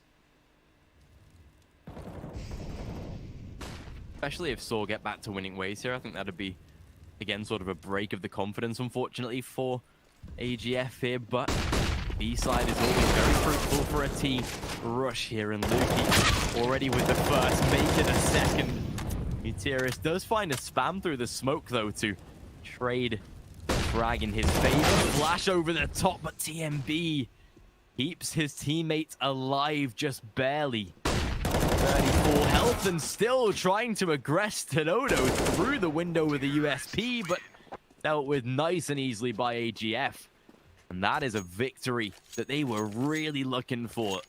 8 on the board, but break the bank of sAw. This is where the CT side is starting to look a little bit more scary right now. This is a chance for AGF to not just get back into this game, but start to really make sAw sweat. Considering that overtime isn't a factor yet, victory not really looking on the table so far, AGF can really start to punish. We know that a CT side, they can be put into a buy-lose eco scenario so quickly, and that's exactly what AGF are trying to do here. Yeah, it's definitely, you could say it's also a dangerous mindset when you have a lead like this and you begin to make more unorthodox positions, right? Decisions, that is. And you're going to be going out there pushing in situations you shouldn't, in places where you should probably slow down. A team like sAw, it is clear that they still have the advantage. I mean, they have 5 more rounds than their opponents. The fact of the matter is, after this round is over, which is going in favor of AGF, it could be a 9-13 scoreline. If they lose yet another gun round, they might have to go for another save, and that then puts AGF on more rounds. So absolutely, this could get difficult for sAw very quickly, but this is a good start. However, Arky gets the initial frag here in Frostlev, and you also have sAw players up here in middle. I'm not sure if AGF are aware of it, but they have been incredibly careful as now they spot out Muterus. There's a lot of map presence coming in here for sAw, considering the weaponry they have at their disposal. Netric begins to make his way to the side itself. That's a good kill for him, and Lukey chimes in as well. They've at least got themselves the bomb set, and from here on out, things should get a lot easier. Again, from AGF here, again, it's only an eco round, but it's easily handled. Muterus does run through the smoke, actually gets away with a kill onto Netric, but A&B already reading into the push of Arky. Heard the sounds. Easy shutdown, 13-9. Rebuy to come from sAw here, but you can see 5 rounds in a row by AGF so far.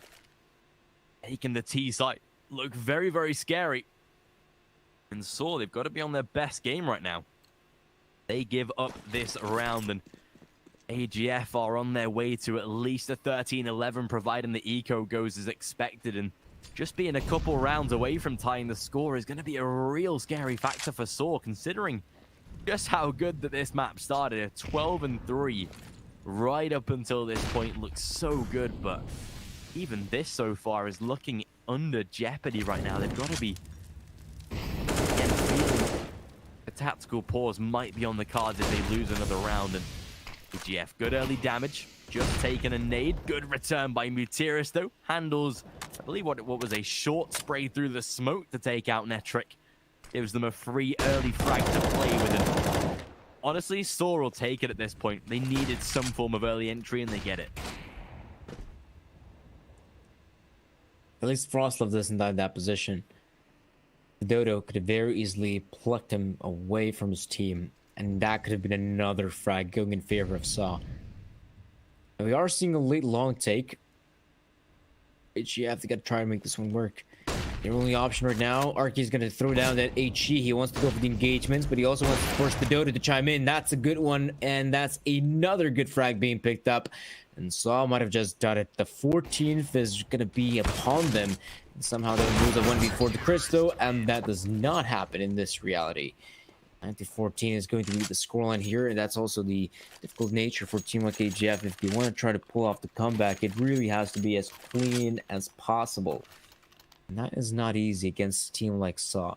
Reminds me kind of not Dust 2, of Inferno as well, where we started seeing AGF winning a lot more rounds on the T side, but then we saw sAw actually start winning their own CT side rounds, and the manner they did it in was so concise, so clean as well. Yeah, for certain. And like you say, especially this is the sort of reminiscent of that first map, and sAw with the way that they are back to now winning ways at least.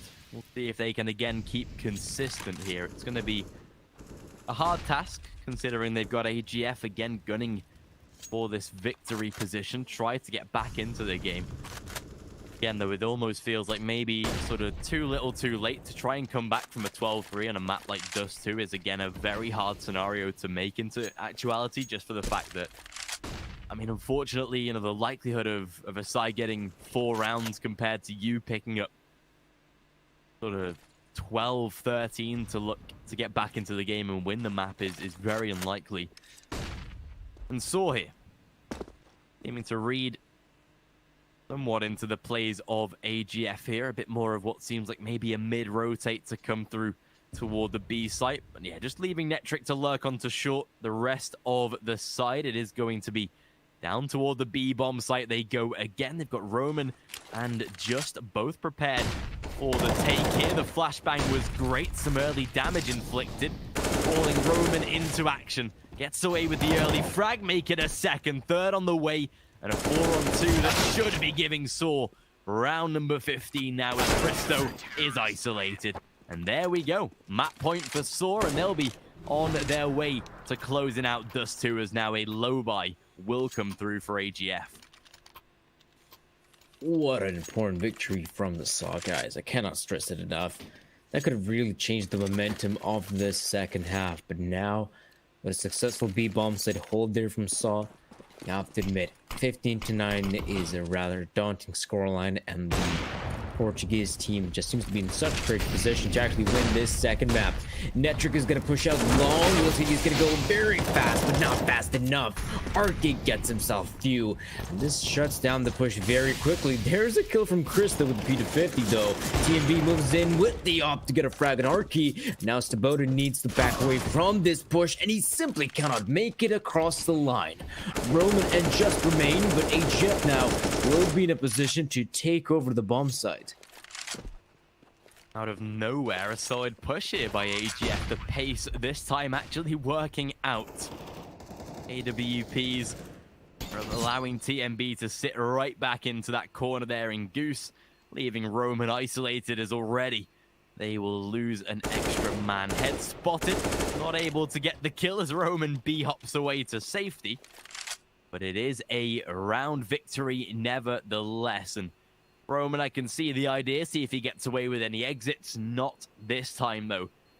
And AGF, at least for now, keeping themselves in the game. Will have to be 5 rounds in a row if they do want to stay alive here in this one. But even the economy for the side of sAw, not going to be as established. Just can get a rebuy. Roman can drop out the M4 as well, so they will have a full purchase on its way here. But again, AGF, there is always an opportunity. Deny this round, they can push back this scoreline ever closer, make sAw look very nervous moving forward. 1 round needed by the CT side, but it seems like 1 round might have an air of difficulty around it. Down to long again, and a first early entry by AGF. Good way to kick things off. Danes are looking very solid right now with that initial pickup. Also important the area of the map it happened on long. It's going to soften things up towards the A bomb site, but instead of going towards the A side, AGF have set their sights on B. That's where Roman, ooh, does get caught out of transition. Have they not spotted him? They have not, but Roman still doesn't secure a single frag. Just left in the bomb site here, does not secure a frag as well. And that really does it here to the B bomb site here of Dust 2. AGF have done a stellar job of taking over that area of the map, and from there on out, it's a victory that they must win. TMB though, oh, gets the frag here in Arky, expecting stabota, goes in for the tag actually, and now almost on the brink of even securing the last kill. That is going to be 11 here for AGF, and this is where things get a little bit dicey here for sAw. stabota goes down eventually. Yeah, this is where things are getting a little bit dicey for a team like sAw. Yes, they're still in a prime position to close things out on Dust 2, but if they cannot do it in the next few gun rounds, well, economical situation will kick in. They'll have to go for a few ecos, and then 15 is possible for AGF. Where sAw might want to consider attack timeout here into the next gun round. Seems like that is going to be one of the only ways to try and get back into this game. 2 failed attempts to take a long, and AGF starting to force their way back into the map itself. Scary that Dust 2 is one of those maps that definitely does allow for a comeback. Good early entry, at least. Roman finds the frag onto Netric as a CT side doing damage in this sort of round. Mutiris. Wait a second right now, Mutiris. Please do not tell me this is how sAw closed the game. Lukey is tagged low as well. There's another easy refrag on the cards, and oh, this is heartbreaking. Lukey dead in the water. Down to Cristo, a 1v3. And I think that's Dust 2 closed out scarily. Damage has been done, and a pistol round seals the victory. I can't believe of all the rounds they have to play with, and yet they win the one with the eco. I mean, sAw, credit to where credit is due. That was an amazing round for them to win, but I've got to admit, though, AGF must be kicking themselves. They couldn't convert that round to their name. That is a little bit dissatisfying, to say the very least. And, well, the satisfaction aside here, folks, it's a full-on best of 3. So, of course, we're going to have a third map coming up shortly, but we are going to be heading over to a very quick break to bring you that third map. So stay tuned.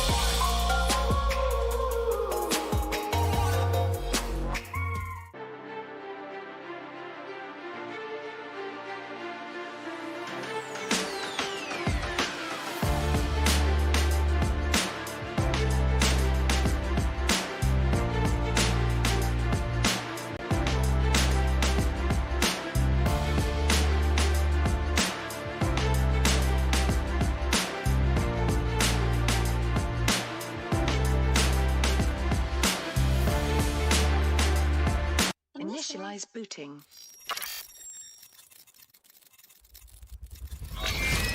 These are your targets. You must find, capture and contain them until extraction vehicle arrives. Witnesses are irrelevant. Leave them unharmed if you can.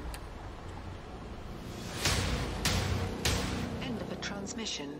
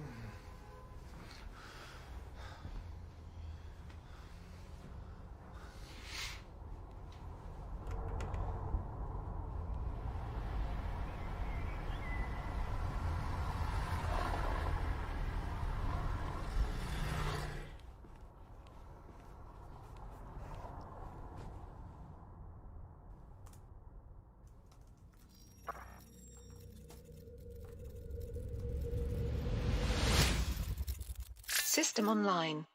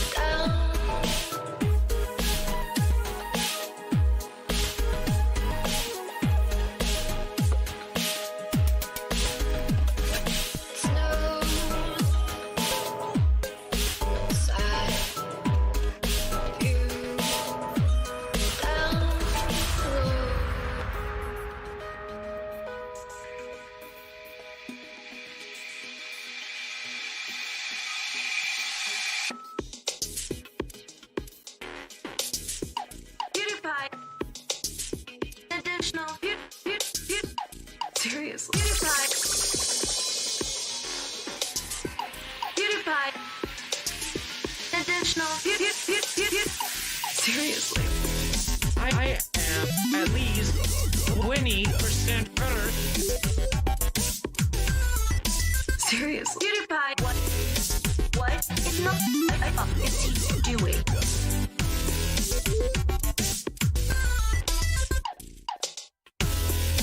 How can you eat me 20% better? Seriously. PewDiePie. What? It's not.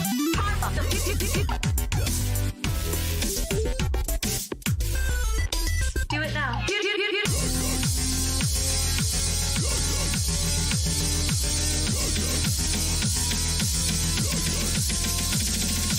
What good is it for? And 2 million subscribers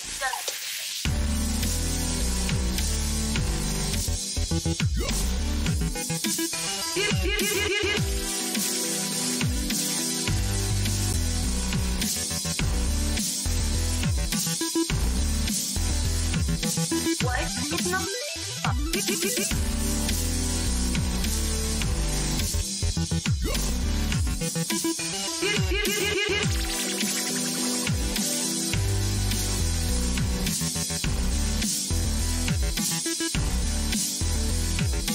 What? It's not.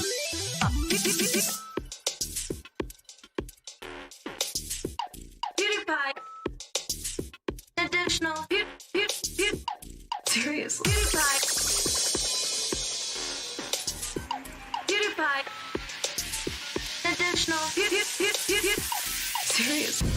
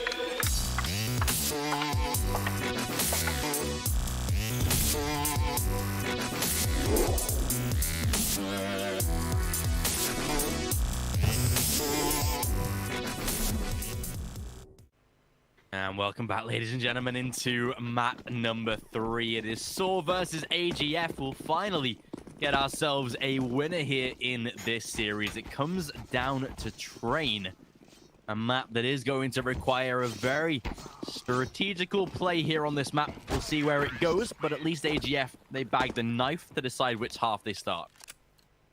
And of course, with the knife round victory, that gives you a pretty significant edge here in a map like Train. You obviously want to kick things off on the CD side. No other way about it, honestly. This is the more favorite side of the map. This is the part of the map where you can pick up the majority of the rounds. And even though there's some pressure of trying to pick up these rounds, you know, try to get at least like 7, maybe 8 rounds here in the CD side, I think the great thing about it is that whilst here in the city side, I can definitely see some great stuff coming out here from AGF. Even though arguably on Dust 2, they had a pretty difficult run, they managed to pick up just 3 rounds in total, I believe. There was an Inferno as well, not a lot of rounds, I believe just the 7. So let's see if they can actually get things off on the right footing here, AGF. This is, of course, the last map of the best of 3, so this map counts quite a bit. Especially for a map like Train, both players or both teams sitting around 60% win rate. Fairly similar played maps as well. It's one of the most balanced I think we'll see out of these two here. An AGF, like you say, CT-sided start.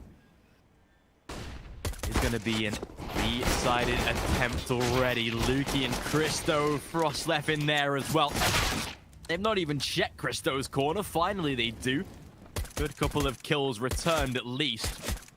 But as that bomb does go down, it makes it a hell of a lot harder. But Roman, hold the line a second, gets away with the kill onto Netric. Does spot the retreat, but it is down to a 2-on-2. Frost left though. That might just be enough. Tap onto the bomb, smoke to follow. Realizes Roman that nobody is on the defuse. Interestingly enough, TMB not on it, but now he is. AGF, they will get the round in their favor, starting as they mean to go on here. CT-sided victory to start. This is good. This is finally nice to see that AGF managed to convert the pistol round victory, especially after the satisfying way Dust 2 ended not going in their favor. And of course, there were a lot of instances where they didn't manage to convert the rounds, even though they had a substantial advantage. Now, this is also rather perplexing. Coming into the second round, I mean, the investment from sAw is looking good, so much so that you can even make the assumption that it is a purchase that is even on a higher level than what AGF have cobbled up. Narrowly, yeah, that's the one sort of benefit of getting a bomb plant in the first round. You can pretty much stack a full buy into the second, and it just shows how skewed the economy is at the moment. That, like you say, some of these sAw players have better rifles than the AGF boys, and they've won the round. Exactly. With the way they're setting up here so far, seems like more of an A-sided take. They do have Christo nicely close and posted, ready for any further attempts, but sAw backing away toward the B side. Now, this allows Christo to go straight into main, get a hell of a lot of info for his side, and pretty much guarantee that without sort of hearing any footsteps, that they should be rotating an extra man down toward the B bomb site here. With the way that it's set up so far, it's only Lukey defending, and he's on a FAMAS right at the back of the site. This is a chance for sAw to pretty much overwhelm the bomb site and get an easy victory. Because Lukey right now, the defense is so weak. Yeah, I mean, that's just the nature of playing it far back. Oh, TMB, nice aggression, but it doesn't pay off.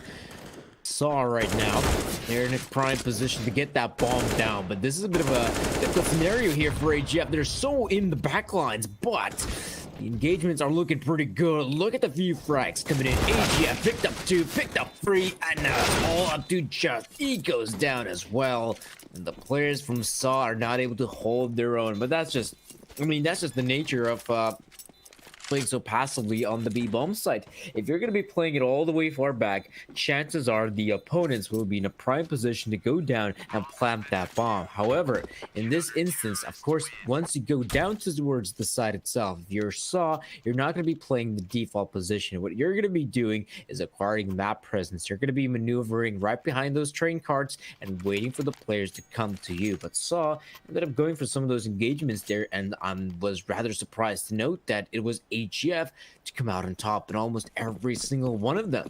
That is great here for the Danes. What a start you're looking for. But the problem is sAw, they still have money in the bank. The 47s haven't invested. That bomb plan has been crucial for them. And now they're back for another solid purchase. The thing with the T side, providing you are getting kills, getting bomb plants, such an early opportunity to pressure the economy of AGF or a CT side, no matter who it is. The CT side, they are down to a couple of low players on their buys, but rambling the AKs gives them an easier opportunity. But look at again, sAw, they've just ran out onto the B bomb site with literally no defense. Lukey down to low already. Frostlef has been tagged in the process. And this again becomes such a hard retake. AGF right now, they've, I think, even maybe been spotted there. Arky just trying to line up the feet, not too sure if he can spot anything, but a 5-on-5 retake. They are going to need a successful run, and well, that's a great way to start. Timing, though. Roman saves his teammate, but not for long. Just on the flank, looks to punish, though. Gets away with 3, and that should be enough. Now, time is gone, and sAw, third time's the charm. They get the round in their favor. Finally. It's been a long time coming, and the sAw players have done it. I mean, you have to admit that was also very selfish. They're coming in from just in the back lines. I mean, a lot of players, if they do come in from such a powerful position, they tend to struggle. You might think, oh, you know, they're in such a great position to at least get a few. But some of them, you know, they pull the trigger too early. They end up dying there, only getting the 1 kill. But in this situation, I mean, just has such an amazing impact in that round, and the way it unfolds in the favor of sAw. If they can keep it up, though, this is, I mean, early days here in the first half, and AGF don't really have a lot of bank to work in here. I mean, they've gone for the purchase, but it's a pretty lackluster one as well. You've got the 4 in the hands of Christo, the pistols here and there, MP9 for Frostlef, and of course, Scout for TMB. Should be sAw to get themselves back on level peggings here, but nice early entry. Good trade by Frostlef, keeps it alive for now. Nice little nade as well. Further impact dealt on to Roman. But with a minute left on the clock, sAw will be putting the pressure down onto Ivy. Realized so far by AGF, though. Forces them to go a little bit more up close and personal. Netric deep inside of main. And so far, this is actually a great read on the info for sAw here, because AGF, they are hearing so much sound, can pretty much guarantee again that it is going to be another B-sided take before they've even realized. Frostlef in the backlines takes out Mutiris, drops the bomb. Sure, his position is now compromised, but he wastes so much time to allow these AGF players to rotate. Can Netric find any impact? That's the big question for me.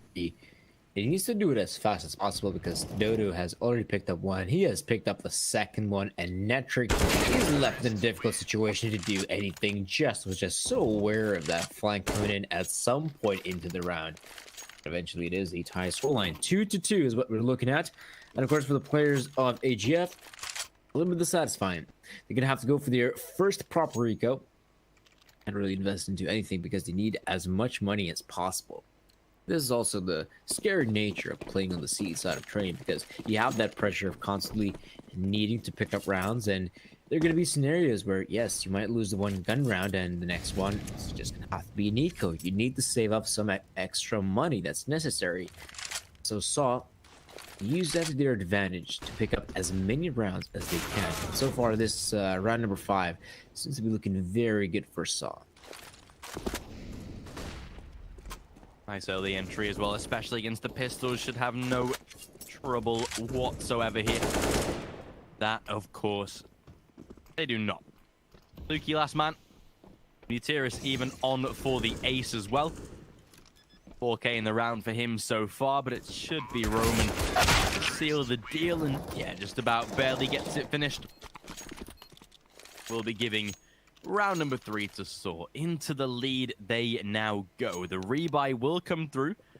Frostlef surely is going to drop out an AWP for Christo, considering that would be the right thing to do here. Get the AWP out nice and early, considering that sAw don't have theirs posted. But again, it's still going to be a lackluster buy. All depends on whether Frostlef will provide the AWP. Of course, he is going to. Tactical timeout taken just to discuss all of this. Again, you can even see the rebuy. It's not going to be as concise and as depthy as they would like it to be. Lack of utility, no defuse kits really either. So again, sAw, a chance to really put this pressure on nice and early, make another T-side. Frostlef will provide the AWP in their favor.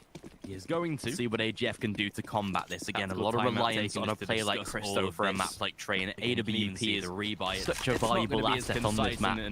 We'll see what UC does, what he puts it to. sAw so far seeming to have gained their confidence. That Dust 2 win, chance to really sort of proving to them that Train is going to be just that one step to go away from closing out the series, starting a positive run on the Swiss brass. Again, a lot of reliance on a play like Christo for a map like Train. AWP is such a valuable asset on this map. Oh, and the other side is a player, and they have no idea about it. TMB finally gets the kill on Roman.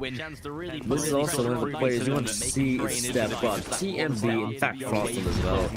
These two individuals have been really impactful for the AGF side, and if they can have a good game, maybe this could become a good one for AGF, but right now, this is just horrible. Frags happening all over the map. Arcos, of course, not going to be aware of what just taken place up there. Finally gets for Roman with the tool. This is also one of the players you want to see step up. TMB, in fact, this round is going to these two individuals Dodo, 297. Let's get the tag and Muteris, though. Could become a good one for AGF, but right now, this is just horrible. The frags happening all over the map. Arcos, of course, not going to be aware of what just taken place. One round they can have to purchase for nice. To get those weapons out, they lose the gun round. What happens next? It's the and this is the sort of limbo that I mean, that's really is just what the CS economy is all about nowadays.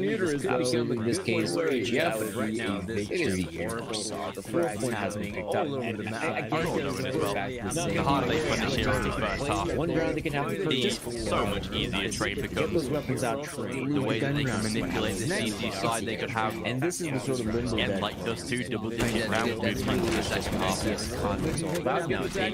Absolutely, in this case, AGF almost having to rely on getting a lucky round like a pistol by perhaps go in their favor just to stabilize the economy a little bit here. The way that sAw are playing so far, very nicely handled. Manipulate the moment they could have, and this is Christo already dead, and with the way that the rest of the side is stacked up. 3 players top of Ivy are out on the same bomb site, single mag 7 hold down towards B. Getting a lucky round like a pistol could be a relatively simple round here for the side of sAw to kickstart their run into this 55 on the clock is already out to the A side. They will go, and lucky timing for Muteris. Frostlef with return, gets himself the AK, but unfortunately loses his life relatively quickly. Net rate very low, already finished off. 5 and 2.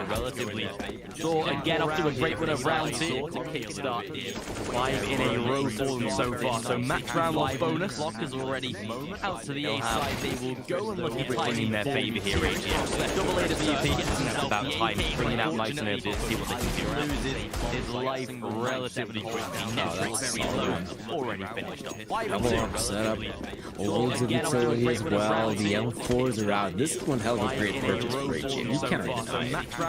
Now the big question is, can they actually pick up? That's the real question. Can they win on the back of the We're not going to be seeing any audacious plays from AGF. Maybe the one you could look at is TMB's perspective as he is pushing up here towards Ivy. Slowly but surely getting inching his way forward. This is one hell of a mission, so much so that Crystal is rotating back towards the B-bomb sets. Now at least they have two players trying to stop this incoming B-side push, and it is definitely incoming. Luki gets the one. Crystal misses the shot. Mirrors and Arky come out on top. Now bomb plant is imminent. Netric missing a few bullets. Bomb does go down, and AGF coming in from Netric. He gets himself both. Now it's all to Stagoto with the AWP. Bomb is planted in a default position, and with the off, this is going to be very difficult. Luki gets the one. Crystal misses the shot. Mirrors and Arky come out on top. Now bomb plant is imminent. Netric missing a few bullets. Bomb does go down, and AGF finishing coming in from Netric. He gets himself both. AGF, they do get away with a B-side retake. Bomb is very rare for a map like Train as well to retake the B-bomb site. Very well done there from AGF, with keeping the team alive for now again. A fairly expensive round. Two players kept alive, but it is enough for a revive to come. Although sAw, AGF, they know what is necessary. They know that if they take away this round, AGF again will start to face economic difficulty. Trying to get back to win ways instantly is the main objective here.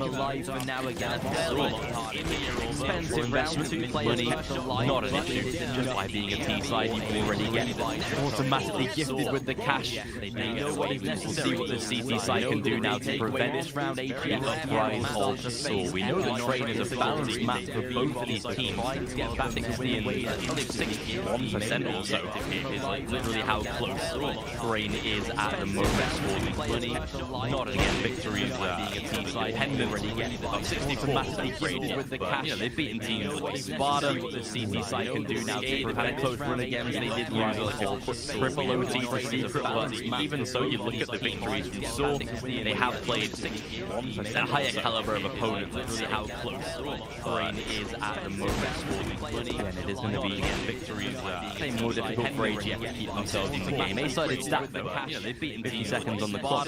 sAw back into a default decided as to where they will go. Even so, you look at the I mean, it is kind of difficult to get map presence and map like Train. So a lot of times it does come down to just the executes on the A side, the B side. And for that, they of course trying to find some openings here or there, and they just couldn't find any. So right now, it just has to be the obvious choice. And the utility begins to make their way off the side itself. Luki gets himself few. With some fine frags, he's managed to pick up there. Roman challenges Cristo in that position. For the bomb plant. Oh, should be coming down, but Cristo, that is a good frag here. And Netric goes in as well. Stadoto, the only one that remains. Might just be able to plant the bomb though. Extra cash here for sAw to win the round. Because a whole different beast. He cannot tame it. That will be another one. Another victory here for AGF. Challenges Cristo in that position. For the bomb plant. Oh, should be coming down, but Cristo, that is a good frag here. And Netric goes in as well. Going to be running away with the only one that remains. Might just be able to plant the bomb though. Extra cash here for sAw to win the round. Because a whole different beast. By again, just by getting a plan, a couple of kills, you are just set for the economy again. But AGF, no matter what it takes, so far they are pushing up these rounds, keeping players alive as well. You can see their economy is starting to stabilize nicely. Cristo, TMB, Netric, all above that sort of $2,000 mark, quite comfortably. By again, just by getting a plan, see what kills you are just set for the economy again. Cristo looking for that early peak, chooses not to stick around inside of the molly. The Dodo players alive as well. Run moves down IVF now, takes out TMB nice and early. Cristo's away with the first frag. Cristo, good return. Down toward that B side. Pretty easy trade back into a 4v4. Frost left, buddy. Burning in the Molotov, just sat there taking so much damage. Down to 12. Thankfully realizes it is incredibly low. A single bullet will do the job. Maybe an easy trade for sAw. Takes out TMB nice and early. Cristo's away with the first What an angle for him. Perfect to get the frag here, Netric. He caused a lot more chaos as well. left, buddy. Got a player in the form of Chris to try and stop some of these individuals as he begins to make rotation, but Frost backline's low at HP, but more than enough to get the kill. Does evade the bullets for now. 45 seconds remaining, the bomb does go down. Perfect to get the frag here, Metric. He can cause a lot more kills as well. A lot easier. Got a player in the form of Chris The final two players double stacking towards me. Begins to make rotation Made around. Frost backline's low HP, but more than enough to get the kill. Does evade the bullets for now. AGF do have the kits. Molotov down just the right moment. They spot out both of them now. Frost left. Easy lineup. A lot easier. And AGF again. It's coming down to the wire. It's coming down to these retakes. 100% success rate on those so far. Every single round where a bomb is going down, but AGF made a retake. Yeah, when it comes down to that statistical data that the round of next win is on the back of these post-plant scenarios, but we do get the defuses in, which is really impressive. Coming down to the wire. Coming down to these Not too shabby whatsoever, especially when we're taking on the ace rounds like the A's round, get a map like Train. Yeah, there's the Team B on big greens.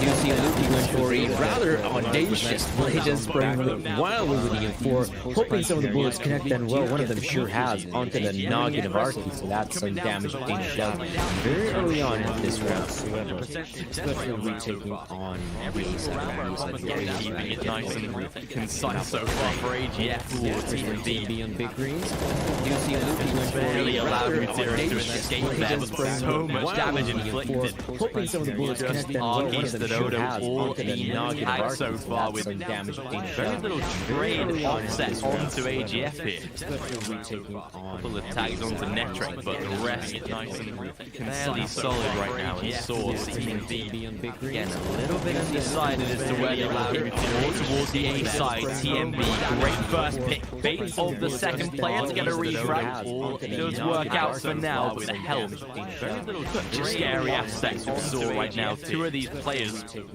with a single bullet will do the trick. Presto. Oh, there we go. Great return of the damage. Frost left dead. Leaving Luki last alive. And sAw, despite the low health, break around in their favor. Bait of the second player to get a refrag. All does work out for now. sAw being able to bounce back from such a difficult scenario, considering the players were left with so low HP early on into this one. It becomes a lot more difficult to try and win this round. But apparently health was not an issue here for sAw. More than match to win themselves round. 6-1 shall be upon them. There's AGF 2. Being able to bounce back from such a difficult scenario, I think they have just enough to get that purchase going for the next round. This one, it becomes a lot more difficult to try and win this round. But apparently health was not an issue here for sAw. More than managing to win himself. Round be one hell of a ball you play to make, but instead Luki's just maybe gonna look around for the op as well. You can see somewhere around here. No, I think they have the blast radius. Always messes things up, especially when you try to pick up AK-47 or any WP or any weapon for that matter. After the bomb has exploded, it becomes incredibly difficult to try and find that. Round be one hell of a ball you play to make, but instead Luki's just maybe gonna finally the op as well. To winning ways, and a round that AGF was not able to retake. Always messes things up. This T side number 6 here so far. Tactical timeout from AGF. Of course, they have been very not quick to use these, but they seem to have deployed them in the right sort of spaces so far throughout this best of 3. Finally, always good to winning ways, and a round that goes, and AGF able to retake so far. Wanting to keep the scoreline fairly tight, but sAw even 6 rounds on a T side from AGF. I wouldn't say enough to feel comfortable. It's definitely that minimum sort of barrier you'd expect to be hitting on a map like Train in the first half or in a T side. So they are in a very solid spot. TMB gets away with the first. Nice return by Gutierrez. So far, tagged down fairly low in the refrag process. Fairly tight. Keeps it at a 4-6 rounds on a T side. And sAw seeming like he wants to very quickly The divert down towards the B site again, where Lukey is only solo defending. Now, fortunately, there is a rotate just at the wrong time, though. sAw takes out Cristo. Gets away with the fight has now been put under threat. 4v3 for the retake. Frostler takes a massive hit on the damage. Good return by Lukey, though. Back to a 3-on-3 very quickly. The divert down towards the B site. Good shot here from Frostler. Lukey is getting incredibly close, so much so they're not even aware of it. Saying his Mitris, and they already have their weapons pointed at her. There we go. Frostler secured the round here for AGF. So many frags he managed to pick up here in the retake, and we barely got to see any from his POV. This goes to show that this guy has been playing out of his mind. This Lukey by far has been finding the majority impact in a lot of these rounds and a lot of these maps. He's able to continue to do so. It's really impressive. The round here for AGF. So many frags he managed to pick up here in the retake game. Now making his first half look a lot more competitive. This goes to show that this guy has been playing it out of his mind. Going so far, tactical timeout has deployed by sAw as well. You can see the buy round is starting to take a threat, like a massive hit here.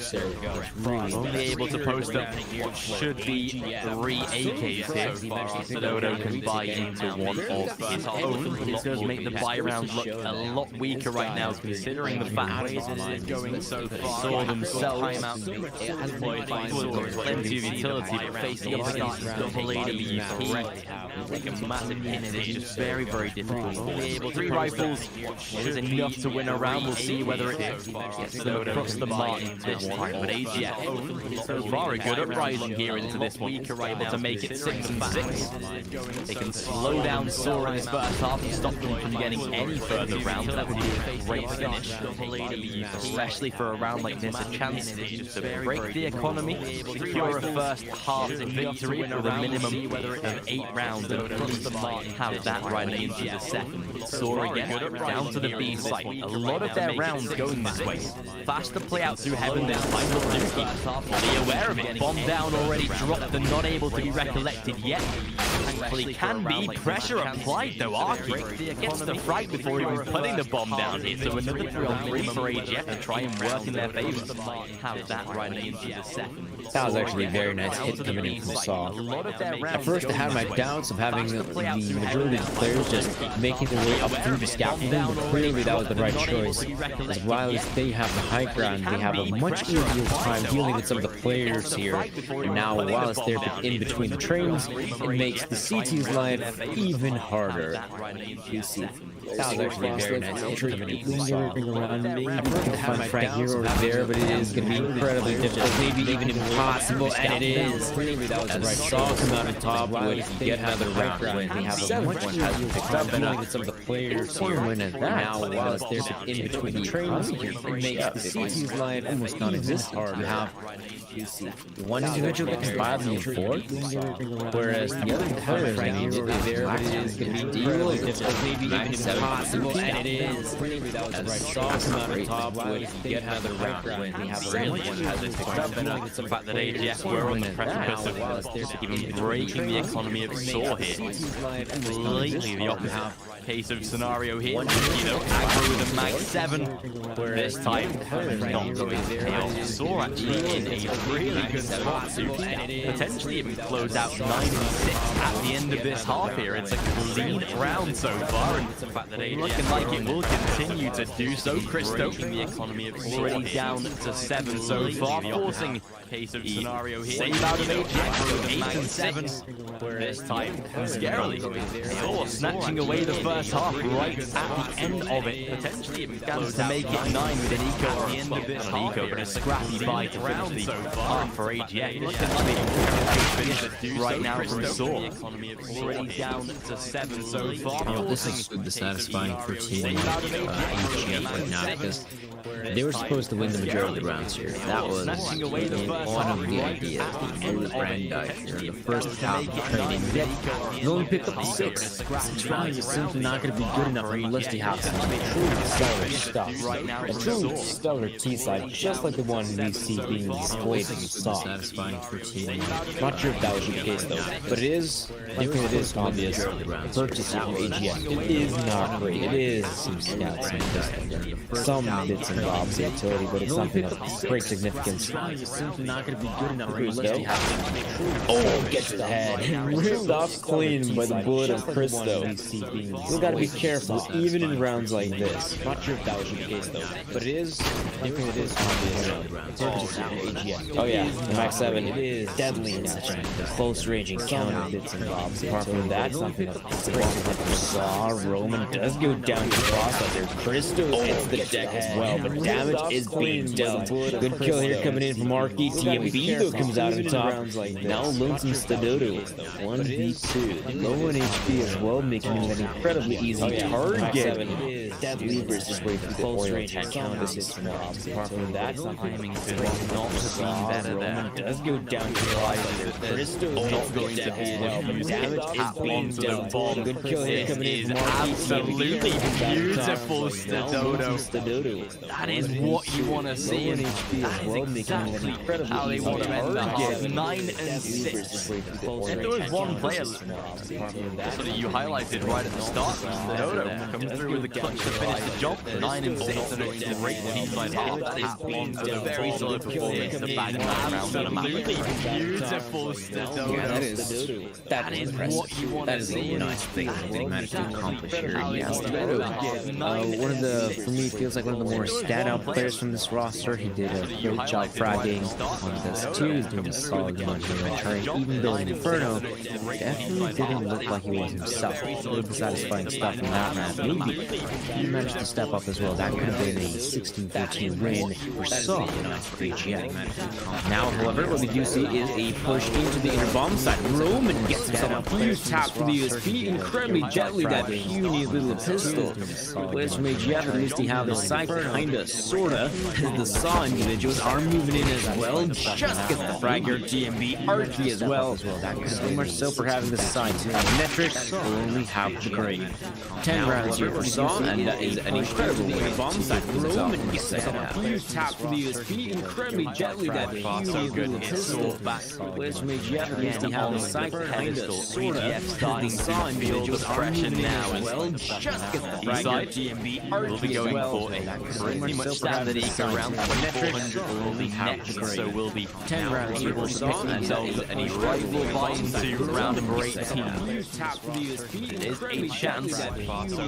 So far, sAw should be extending the lead quite heavily. Already a faster B play. Beautiful nade already. Plenty of damage by Roman. A quad for him. Pretty much a simple cleanup of the round itself. 11 and 6. And AGF's first buy round on the way. Round number 18. See what sort of damage it does, but providing that sAw take the victory, they'll be on the way. Round number 12, beautiful nade already. Making training a lot easier than we might have thought. We'll see how it is. I still want to see how well AGF plays the T side, because we have seen some weaknesses from the T side of sAw. It hasn't been the best on Inferno, nor can I say that it was truly perfect on Dust 2. All mistakes have been made, of course. Well, no mistakes in this one so far. Let me pick those in your favor. Arkido playing rather close by smoke, and oh, this is perfect for him. Spots out the initial player, even escapes with his life attack. Could go for more and miss a few bullets there. Overall, this turned out to be a solid one for sAw. Roman as well. This is the end of round number 18. Net remains, however. No mistakes in this one so far. Begins to make his way down slowly, but Arkido playing rather be just like so difficult. And oh, this is perfect for him. Spots out the initial player, even escaped vision. Life attack could go for more and miss a few bullets there. Overall, this turned out to be a solid for sAw. Roman as well. This is the end of round number 18. What's most likely Roman will be drafted in down the ramp to finish the job. 12 and 6 just to get the final frag. Perfect for him. Not a good start for AGF. Gun round, not as confident as we thought it might have been, and sAw they are really starting to propel into this second half now. The AGF going to be setting themselves up and should be down the ramp. Nice, solid eco rounds to present. Very full buy into the next round. This is where things start for AGF. You're really starting to take a his turn though. Confident as we thought it might have been, and saw they are really starting to propel Rocky to rest on the solid weapons. This should be an easy 13th round, but they might be setting themselves up, and really everything pretty much does rest on the next good round for AGF. They've got to win it all, so are on their way to closing out the series.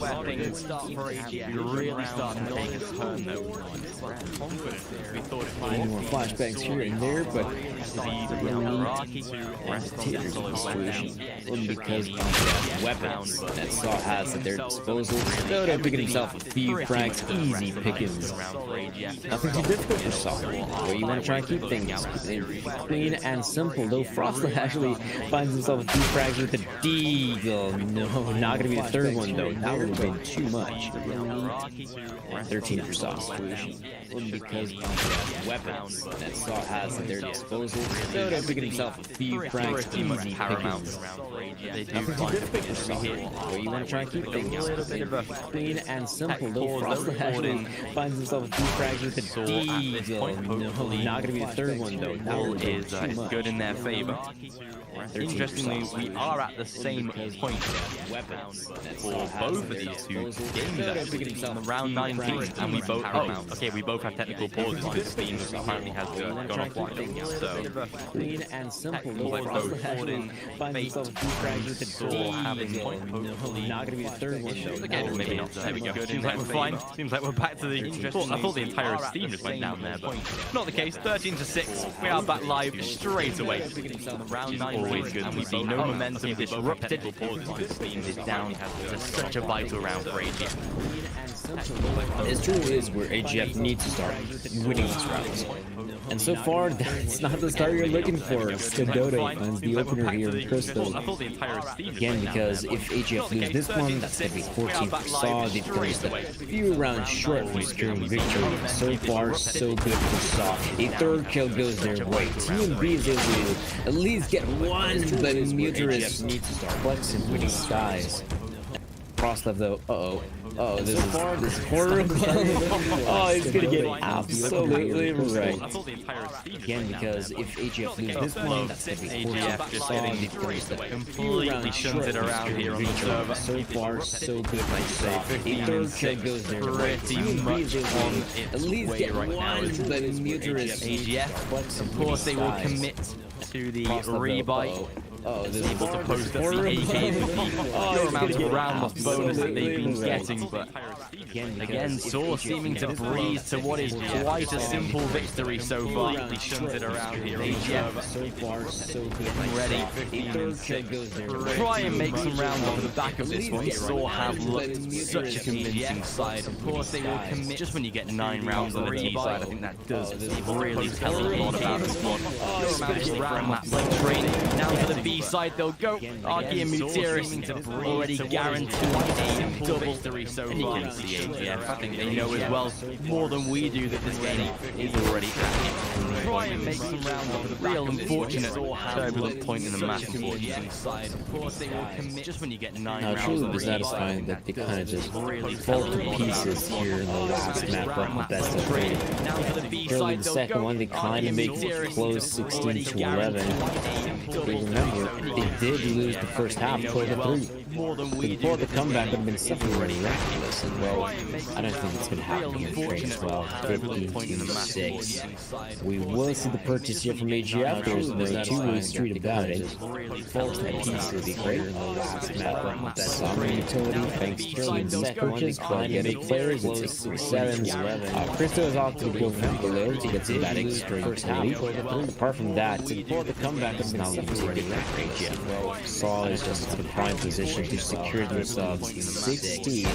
We will see the purchase here in the game. Of course, that would be the 1-0 start for them in this system. So we're going to try and get as good of a start as possible here. Let's get players, it's 6-7s. Christo is off to go from below to get some bad extra.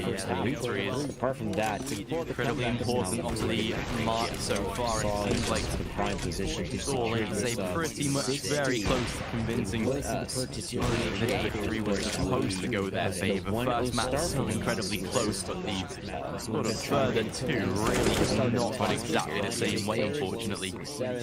Just the way with the first onto TMB, make it a second as well. Christo does return one of his own. Frost left, nice refrag. All depends on the positioning of the Kyrus here. Back at the bomb site, not yet spotted, but Stadodo first match drafted in from Ivy. Good return by Frost left again here. Down to a 2-on-2. Unfortunately, both of these players on AWP, so going to make it very difficult here if sAw do want to close it out. One of his own. Frost left, nice refrag. Oh, that's perfect. Christo now.